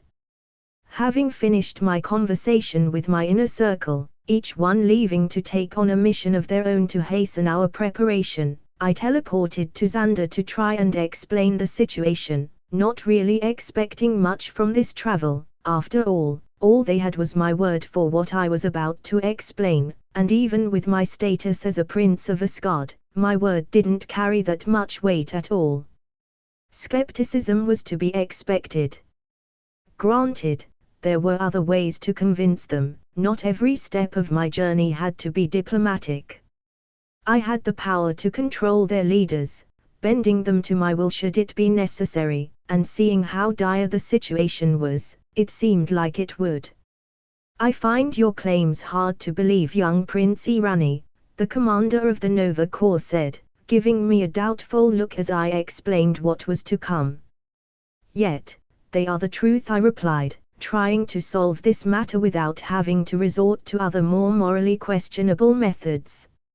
If I could help it, I wanted to avoid taking control of the planet by force, but should it become necessary, I would without hesitation. So you say, Irani replied, as a soldier entered the room, bringing a cup of tea for her. I understand your skepticism, I really do. It must be hard to believe an eldritch-like being that you never heard of it's about to wake up and try to destroy everything in creation, but regrettably, it is nothing but the truth, I replied, summoning a cup of tea of my own, as the soldier walked away. You have to understand, young prince, we only have your word for it, and even if we chose to believe you, what you ask of us, it's a lot. Irani sighed, taking a sip of her tea, as she frowned. You ask for us to submit to you, in every sense of the word. All in exchange for protection. You have to realize that if anything, that sounds like extortion, and is grounds for war. I nodded, taking a sip of my tea, before replying, I understand how my offer sounds. If I could word it out better, I would, but that's quite literally how my power works in this specific instance, I sighed. Once I take control of something, I attain certain liberties, so to speak, amongst them, the power to control the territory on a fundamental level, giving me the capacity to treat what I control like a chat room, to give an example. Allowing me to block unwanted parties from entering the planet, as long as said parties are weaker than me. I understood that much. Irani nodded, giving me a firm calculating look. Nonetheless, we can't simply submit because you say so. Nothing would really change if you do so. I am not asking to lead your people, but to appear as the figurehead of them, I replied, refilling my tea with a thought. Let me put in terms that you might understand. Irani sighed, putting her tea down. If we, the Zandari, asked your people to submit to us, even if that submission was nothing more than a facade, all in exchange of protection, for something we knew of but had no solid proof of, would you submit? I chuckled, shaking my head. Politics were really not my thing. I see your point, a very valid one at that. But you are talking about pride more than nothing else now. A government must protect the integrity of its people, that includes our pride, Irani replied. I wish there was a way to show you I wasn't lying. Heck, the fact I am taking the political approach to this should be enough to prove I mean well, because if I wanted to, I could level this entire planet with but a thought. And before you jump on that comment, that's not a threat, it's a fact.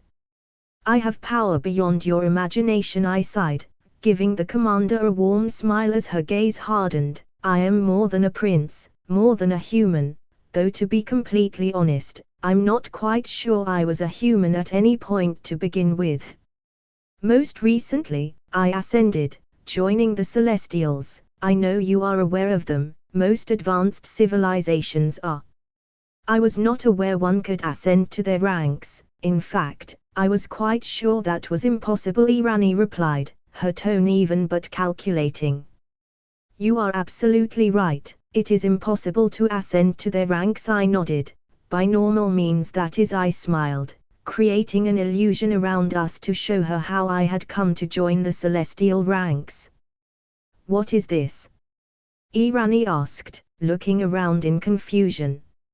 Seeing her face, I immediately realized I was currently the only one seeing something coherent in the illusion I had made, coming to the conclusion her mind was simply processing the simple aspects of the assimilation, showing nothing but a random array of colors and shapes that for her brain had no discernible pattern to make something of. Meaning that to show her what I wanted, I had to adapt to her biological limitations. The seed that was within my planet, I replied, changing the scenery to something she could comprehend. Why are you showing me this? Irani asked, now being able to see what I wanted her to see. Well, I wanted to show you how I became a celestial, I replied, changing the scenery once again, to the part I was absorbing Tiamat. You assimilated the seed, Irani said in realization after a few seconds of watching the event unfold. I did, I nodded. The Celestials are beings not to be trifled with, Irani said, giving me a hard look. At the slightest insult to their cosmic balance, they seek ruthless retribution. Libraries have been filled with stories about their wrath. I'm aware, I nodded. Your actions in this illusion, if they are true, are the greatest offense anyone has ever done to their kind in all of recorded history, Irani stated, her tone cold. Normally, you would be right, but... I smiled, changing the scenery once again, this time showing her the conversation between Tiamat and I, editing my parts as they were not necessary. As you can see, Tiamat himself decided not to emerge out of love for the life of the planet that had nurtured him, giving himself willingly to me, which in turn saved me from having hostile relations with the Celestials, who upon learning of Tiamat's decision, welcomed me to their ranks. Do you have any solid proof of all of this? Irani asked after a moment. I do, plenty. I can even call one of the Celestials here if that helps, I replied, giving her a quick nod as I dissipated the illusion. I see, Irani sighed, taking hold of her cup of tea between her two hands. Nonetheless, while this revelation gives you a bigger sense of validity in your claims, we the Zandari can't accept your terms. Not even if the Celestials came here to tell you about the threat themselves? I asked, frowning at her. Not even then, Irani nodded, taking a calming sip of her tea. Don't take my answer as a comment on their power. I am fully aware the Celestials are beings of tremendous power, and if you are indeed one of them, you, like them, certainly have the power to destroy us without much difficulty. But regardless of that, Xander has never submitted, higher power or not. We have remained independent through everything. You would risk everything on pride? I replied, my tone cold. It's more than pride, but yes, Irani nodded, firm on her resolve. Even if I were to say yes, simply for the sake of our people's future, that would get you nothing, I'm afraid. The council, the generals, and all the other higher-ups in the Nova Empire would oppose my decision right away, effectively voiding it. I sighed. It seems then we have come to an impasse. I'm afraid we have, Irani sighed, giving me a soft nod. However, this is not to say we won't help when the time comes. I chuckled at her comment. Help when the time comes, that was some wishful thinking. In the great scheme of things, their power was inconsequential on the war if they didn't join under my control. Anything outside that control I was seeking was a liability more than a perk, as anything outside that could and would fall under Null's horde, becoming an instrument to be used against me. If all the higher-ups were to accept, would the Xandarians accept me? I asked.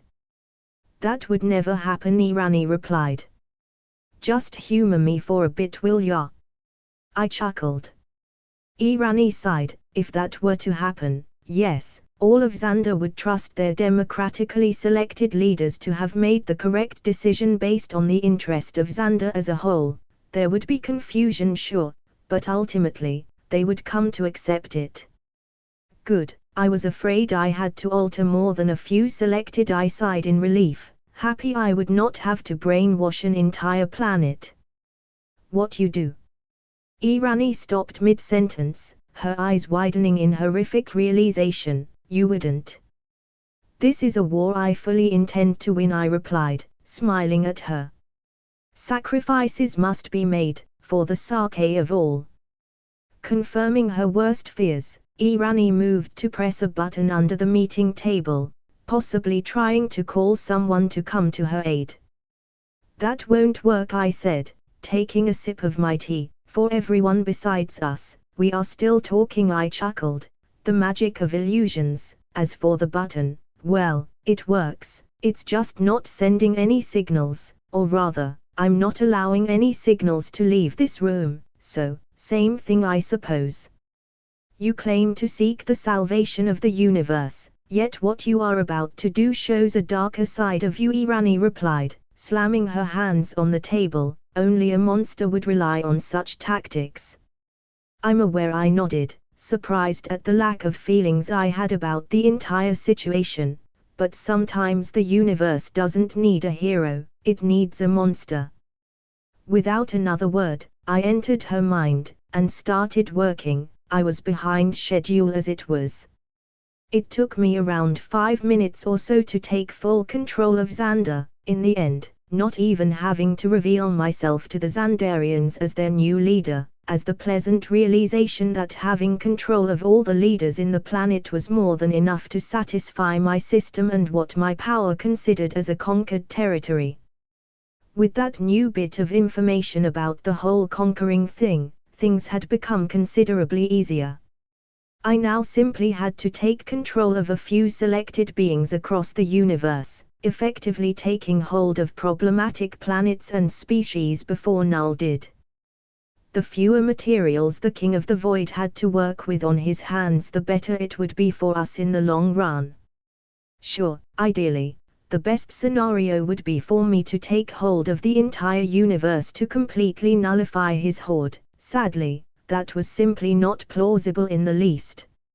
Not only the universe was infinitely vast, but taking control of that many planets would tax me a lot, weakening me. And when it came to Null, I didn't have the luxury to lose any power, or stretch my focus more than I already was. So, instead of stretching myself thin across the universe, I had decided to take control of a selected few, those that I considered possible threats should they fall to Null and his horde. The list was the following: the Sovereign, the Kree, the Skrull, the Chitauri, the Shi'ar, the Brood, the Technarchy, the Sakarans, the Flora Colossi.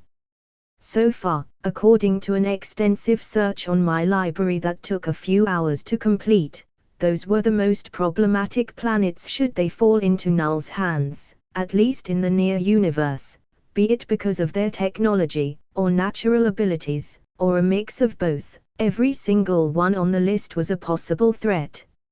Some more than others. Time to democratically become the hidden ruler of 9 civilizations. At the same time I sighed, teleporting to the first one on the list, the Sovereign. Thor Odinson POV. My journey to crown my sworn brother as the king of the 9 realms had started pretty easy. Without much fight, Eitri, the king of dwarfs, had accepted my proposition, saying he trusted my judgment, and his once former student, Alex, as well.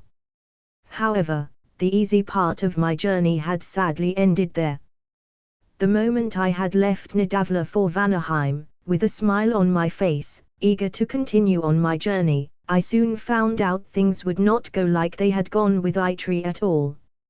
I realized this as soon as I started explaining the situation to the people of Vanaheim, with their gazes meeting mine with a lot of doubt. I couldn't blame them. The whole situation was hard to believe, nevertheless, I would not give up at this minor setback, so trying my best I determinedly reassured them that there was nothing to worry about, that what I was offering was merely a temporary arrangement we were looking to make to keep everyone safe. For the next following hours, I spoke with the leaders of Vanaheim, trying my best to come to an agreement with them. "Are you sure this man is to be trusted?" I smiled, almost insulted at his comment. Was my brother to be trusted? Of course he was. I would place my beating heart on his hands, and not question if he crushed it, for I would trust without a doubt he had good reasons to kill me. Without a doubt, I replied, without a hint of doubt in my tone. I see, then we will trust your judgment. I beamed. 2 realms down, 6 more to go. Hela Odins.her POV. Something was wrong. I could feel it in the air. The flags of war were being raised. Normally, I would be excited at the prospect of a war on the horizon. I mean, how could I not? It was my element. I thrived in the chaos that war provided me. I relished the bloodshed it brought with mad, sickening delight. But instead of feeling like I wanted to feel, I felt troubled. For the first time in all my long life, I felt anxious at the possibility of war. It was laughable, really, on more than one level, that I, Hela, the fearless goddess of death, would feel this way, and yet Here I was, terrified of what was to come, without even knowing what was to come. I suppose I didn't need to know, after all, one does not require to see the threat to know there's one. And while I couldn't see any threats with my own eyes, every cell in my body knew with certainty there was a threat ahead like nothing I had seen before. I wonder what though, I sighed. You seem scared, Loki grinned, walking towards me. As a matter of fact, I am, I replied with a quick nod, without a care. I was not one to hide, pretending that I was above feeling fear. Unlike others, I embraced fear, for fear made us stronger, fear made us understand our own mortality and weakness and how to surpass it.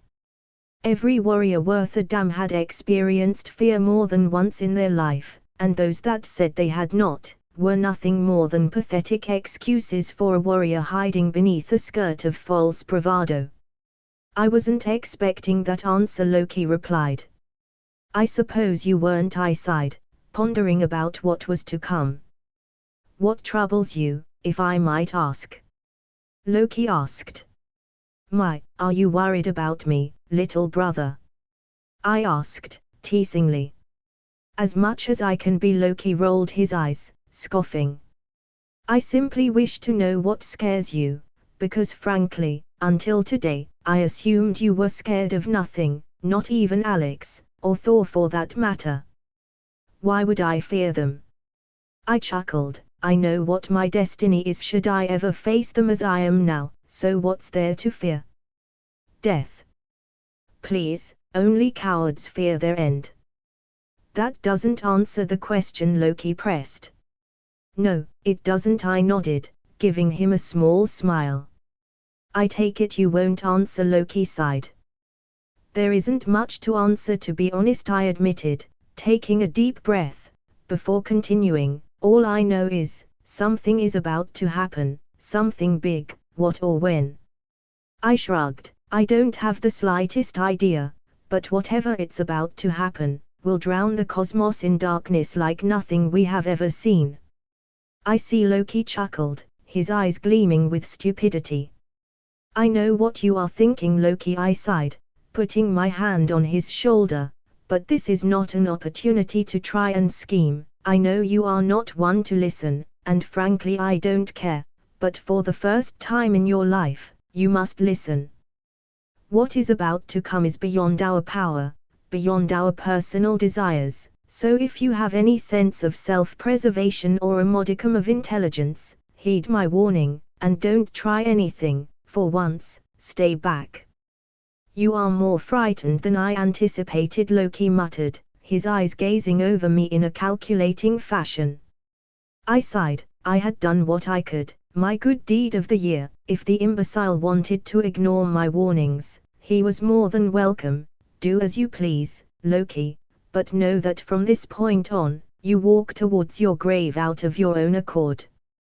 With that said, I walked out of the room, leaving a silent Loki behind. As I stepped into my office, having completed the mission I had set out myself to do, I was greeted by the image of the Ancient One, sitting on my desk, reading some papers with a trained gaze, before noticing my presence and waving at me, Mr. Walker. Not that I mind, but why are you here? I asked, walking towards the chair that laid in front of my desk before taking a seat.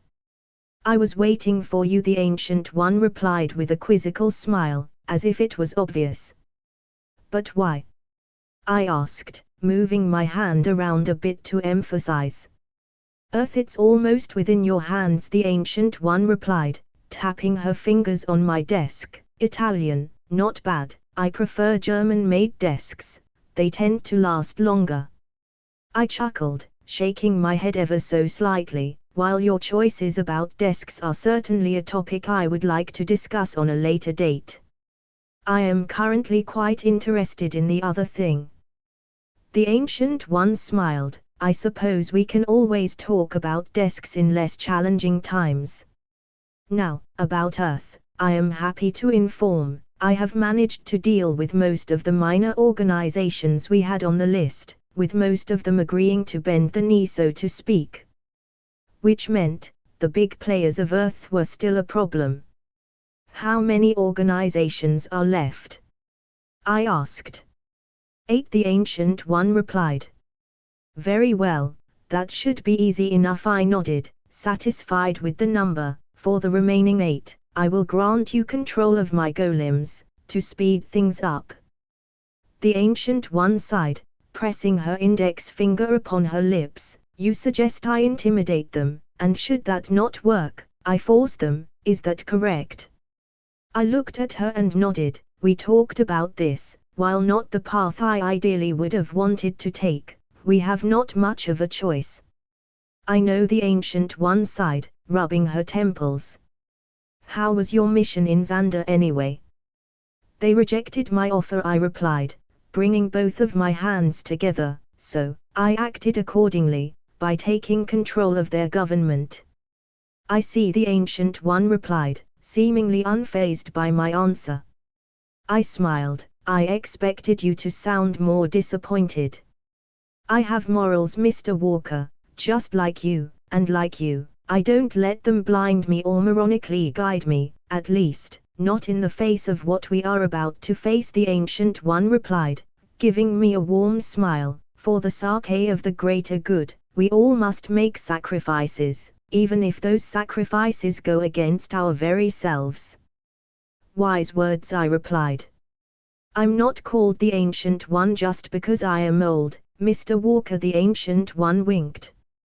I grinned. But you are though.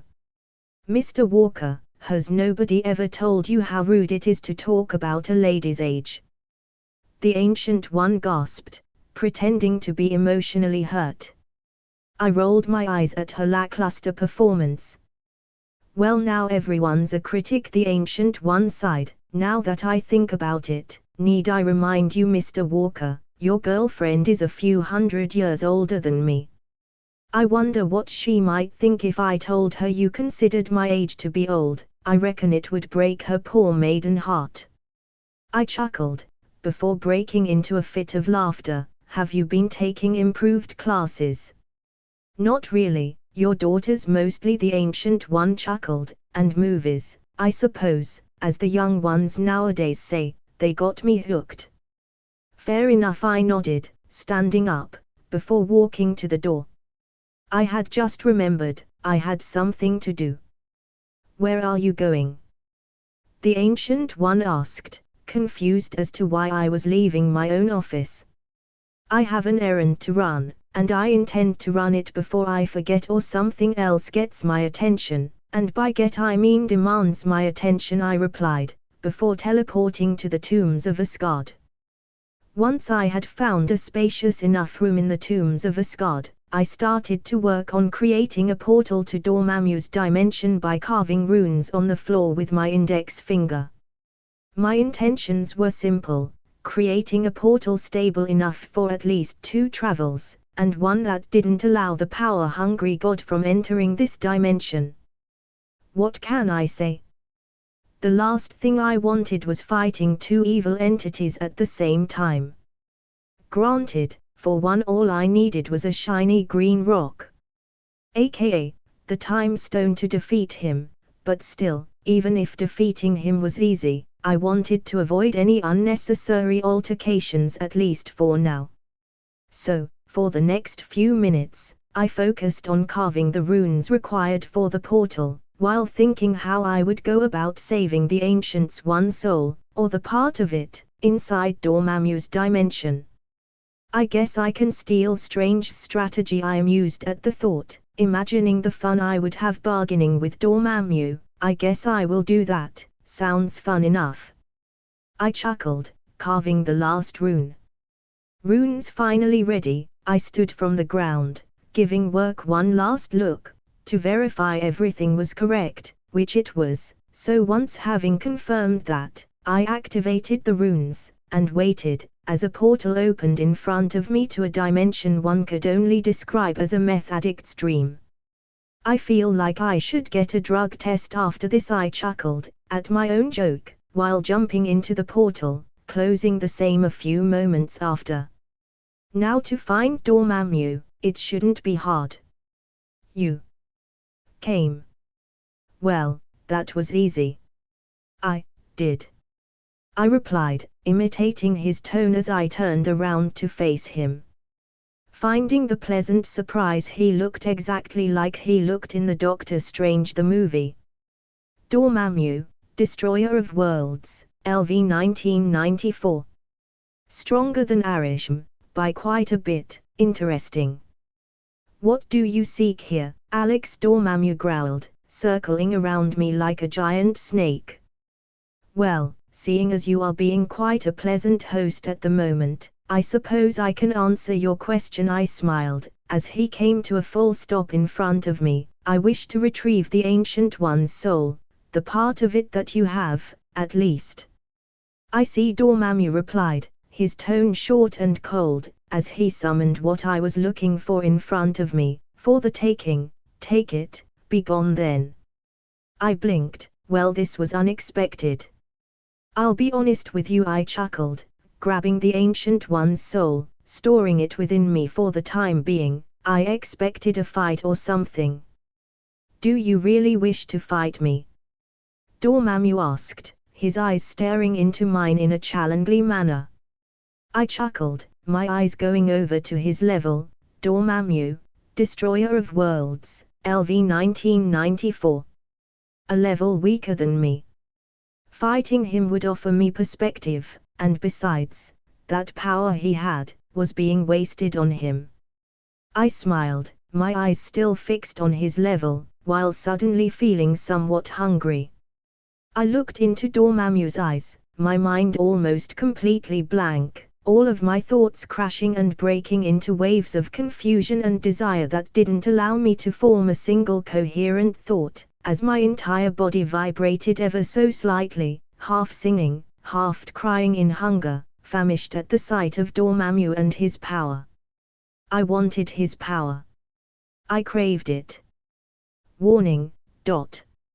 I walked towards him, almost unable to put one foot in front of the other out of sheer excitement, as I sank into the feeling that swallowed everything around me, letting my hunger guide me. Warning. Falling into an abnormal state, cosmic hunger. Warning. Falling into an abnormal state, cosmic hunger. Warning. Falling into an abnormal state, cosmic hunger. Warning. Falling into an abnormal state, cosmic hunger. You seem to be troubled, Dormammu commented with a small chuckle, floating around me as I stopped walking towards him, my mind clearing for the briefest of moments. Warning. Falling into an abnormal state, cosmic hunger. I gasped, bringing both of my hands to my throat, trying to hold into something. This hunger. This feeling of emptiness and desire was like nothing I had ever felt before. It clouded my mind. It guided my actions in ways I would never permit. Cosmic hunger has begun. Cosmic hunger is cancelled due to will. Cosmic hunger has begun. Cosmic hunger is cancelled due to will. Cosmic hunger has begun. Cosmic hunger is cancelled due to will. Cosmic hunger has begun. Cosmic hunger is cancelled due to will. Now that I think about it, this might be the best time to end you, Dormammu said, whispering each word out with sickening delight.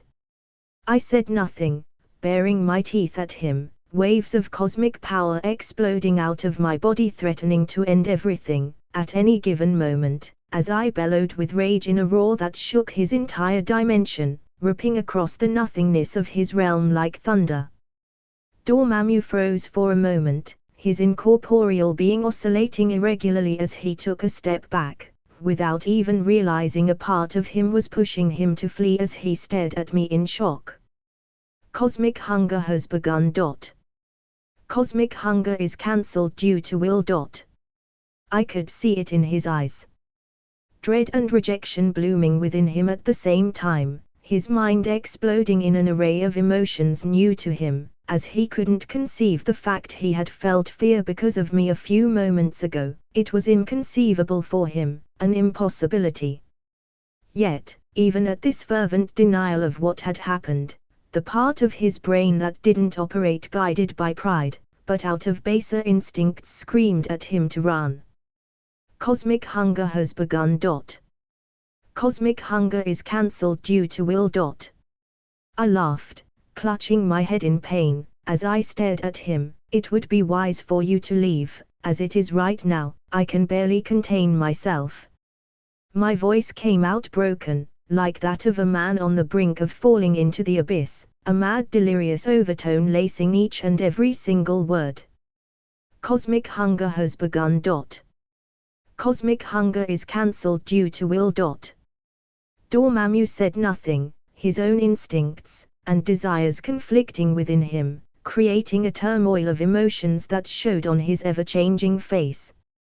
He wanted to fight me, to strike me, to kill me for insulting him the way I was, yet for all his rage, his instincts were pushing him towards the opposite path. Cosmic hunger has begun. Cosmic hunger is cancelled due to will. I grinned, the pain that assaulted my body and mind with throbbing anger, still present but slowly becoming more manageable. Thanks to the continuous strain of your mind and body, your wis, definite, and vit increased by 55. Cosmic hunger has begun. Cosmic hunger is cancelled due to will. I laughed, much to Dormammu's shock, who once again took a step back without even realizing it.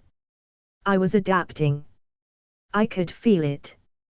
The pain and hunger that afflicted me, shattering my mind and body ravenously, with each broken piece this affliction left behind coming back stronger.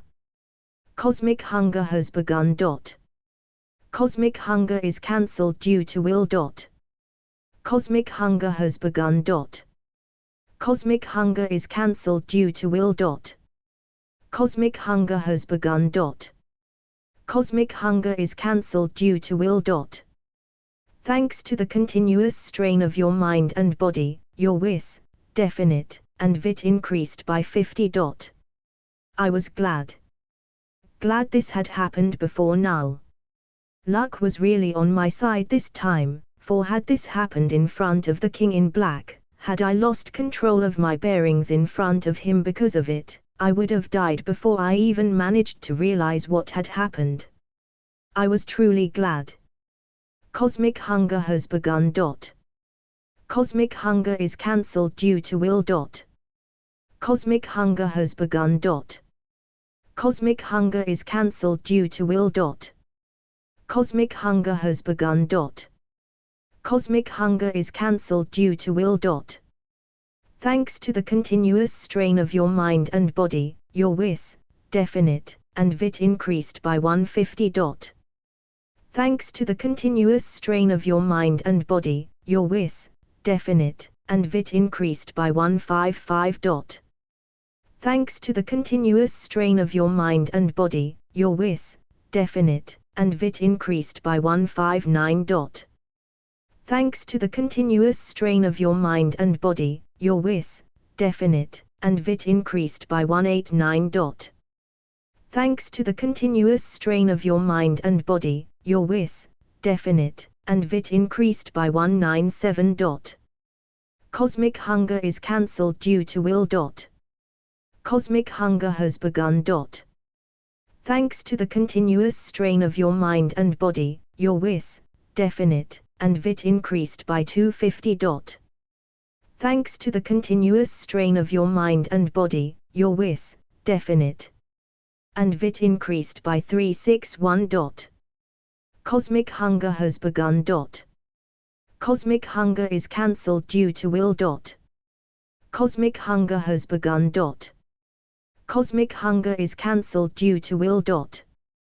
Thanks to the continuous strain of your mind and body, your wis, definite, and vit increased by 5257.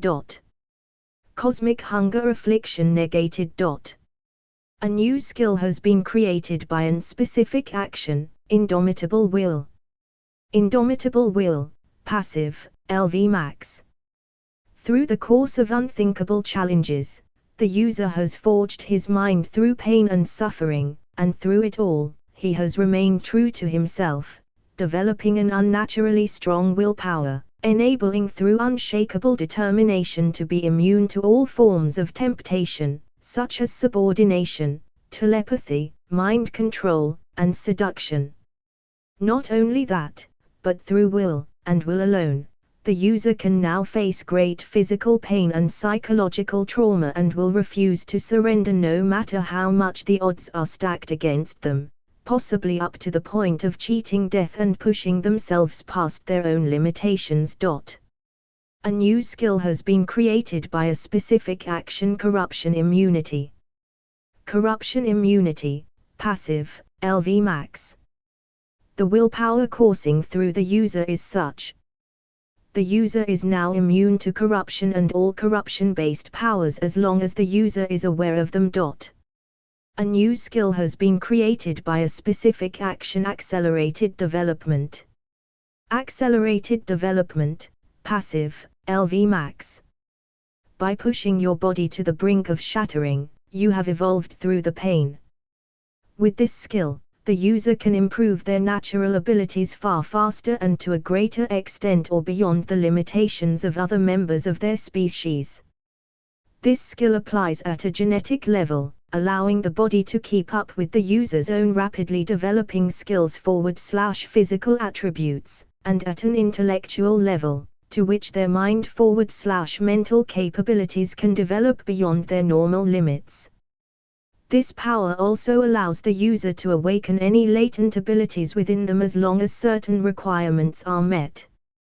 Plus 1500% EXP gains with skills. Plus 1500% EXP gains with stats. Plus 1500% EXP gains with crafting. A new skill has been created by a specific action: limitation transcendence. Limitation transcendence, passive, LV max. The user can now overcome their limitations and weaknesses, whether personal, from their species or inherent to their other powers, becoming either more resistant or completely immune to said weaknesses. This can be accomplished through a vast array of ways, forcing natural evolution. I panted, my body healing itself at a rapid rate, the pain from a moment ago finally gone as several notifications appeared in front of me. I chuckled, elated at the sight of the notifications and what they said. I had gained a lot, more than I expected by simply fighting an affliction.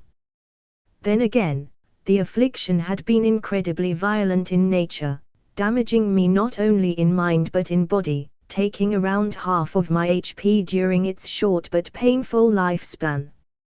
Still here? I said, noticing Dormammu floating a few meters away from me in complete silence, in a trance of sorts. My voice at first didn't seem to reach him, but after a few seconds, he snapped back to the real world, glaring at me, "Leave, and never come back." I smiled at his reaction, deciding that for now, I would leave him be. After all, he had been kind enough not to disturb me while I purged the side effects of my own gluttony. Granted, it had been out of fear, but credit where it is due. Until later, Dormammu, I waved at him, feeling a sense of tranquility I had never felt before washing over me, as I opened the portal back to Asgard, leaving a very agitated Dormammu behind. Tranquility washing over me, I exited Dormammu's dimension, going back through the portal I had created, finding myself once again in the tombs of Asgard. I smiled, fully appreciating the weight I had taken off my back with this mission of mine. I hadn't realized it until now, but absorbing those beings had been weighing on me, giving me power while taking a part of me at the same time. I chuckled, looking at the runes I had carved a few minutes ago on the floor as something akin to gratitude blossomed within me, before turning away, erasing my creation with a thought. I wonder if spa days feel like this to others. I mused over the thought, opening a portal back to my office, where the Ancient One was waiting for me. I was starting to worry. You took longer than I had anticipated, the Ancient One sighed in relief, as I walked towards her with a big smile. Well, I had a few complications here and there, nothing to worry about though, I replied, extending my right hand towards her, palm out, bringing the part of her soul I had retrieved from Dormammu's dimension. At this simple act on my part, time seemed to come to a complete halt, with the Ancient One looking at my hand, at her soul, without a single word coming out of her mouth. She seemed lost, scared even. Her eyes, refusing to believe what she was seeing. Her entire self, not daring to wish in fear of losing what was within her grasp. The emotions she was feeling were confusing and powerful, to the point, I didn't need her to tell me what she was feeling. There was no need for her to tell me, I could see it, feel it, in the way her manner trembled in an outburst of emotions she had bottled up long before even meeting me. I smiled, summoning a cup full of tea, her favorite kind, before laying the cup in front of her while saying, I know I'm quite the sight to behold, a big fat 10 in the scale of hotness, but what would Sif think? My completely out of subject comment / joke caught her attention, making her laugh, a genuine beautiful laugh full of emotions, the kind that it's highly contagious. I won't take your laugh as a comment about how sexy I am, I chuckled, giving her a quick wink. Definitely a 10, Sif is a very lucky girl, she replied between chuckles and giggles, as her eyes teared up. Seeing this, I rushed to her side, putting a reassuring hand on her shoulders, as my other hand held her soul. I can't even begin to thank you for this, I never thought I would, that, my destiny was sealed. I had made peace with it, and you. Her words broke up more and more as she tried to talk to convey what she was feeling to me until all she could utter were stuttering wet sounds. Without a word, I brought my arms around her, hugging her as gently as I could, feeling the hot tears that streamed down her face running down my shirt, as she grabbed into my shirt like a child, squeezing her eyelids shut in the hope her tears would stop. I sat there for a few moments letting her vent, feeling her choppy breathing and watery eyes close against my chest. I must apologize, she muttered, not daring to look at me, this is rather unbecoming of me. I smiled, patting her on the head ever so gently, no one is above feeling, you should know that. She chuckled, breaking the hug with a playful push to my chest as she wiped her eyes. Since when are you the wise one here, Mr. Walker? She asked. Well, I had a good teacher, I shrugged, grabbing the cup of tea I had summoned for her, to once again try and give it to her. Tea. Most definitely, she nodded, grabbing the cup from my hands with a smile. So, soul now, or after tea? I asked, summoning a cup of the very same tea for myself. Index finger pressed upon her lips, she looked at the cup of tea that rested on her hands, steam gently coming out of the cup, inviting her ever so tenderly to take a sip of its contents. She smiled, putting the cup on my desk, before saying, I would very much like to be whole before enjoying this wonderful cup of tea you have given me, if you don't mind, that is. I smiled, once again summoning her soul out, I would be delighted. Thor Odinson POV. 4 realms ready, 4 to go. This mission was taking me longer than I had anticipated. Stupid politics, stupid people clinging to power like it was the only thing that mattered. I really wasn't fit to be a king. I hated this.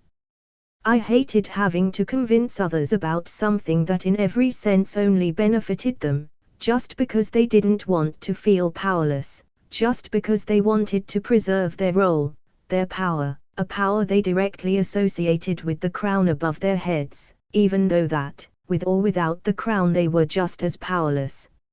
A crown would give them no power. A crown would not protect their people in their time of need. A crown would not feed their young in the pains of war. a crown would do nothing for them but feed their ego. The more I talked with those I had promised to convince for my brother's cause, for everyone's cause, the more I came to realize that most of them only cared and sought to preserve their status, even in the face of imminent destruction, letting their unwarranted sense of hubris guide them. It was laughable, really. Them, brushing off nulls coming like a simple nuisance, like a chore they won't deal with until the time comes. Because in their tiny minds, what threatened me, Asgard, and anyone else in their little world, didn't threaten them. I would no longer waste my time on them.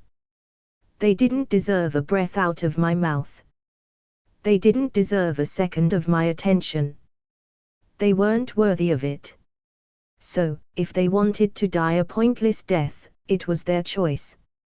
I would respect it. That, however, didn't mean I would forsake the people they swore to protect. After all, there was more than one way to get a crown, and as the All-Father, I would do whatever was necessary to protect those in need. That's it for the video, guys. Hope you like the video. Like, share and subscribe. Also tell me in the comment section which kind of fanfiction you would like to watch next, or if you have a recommendation.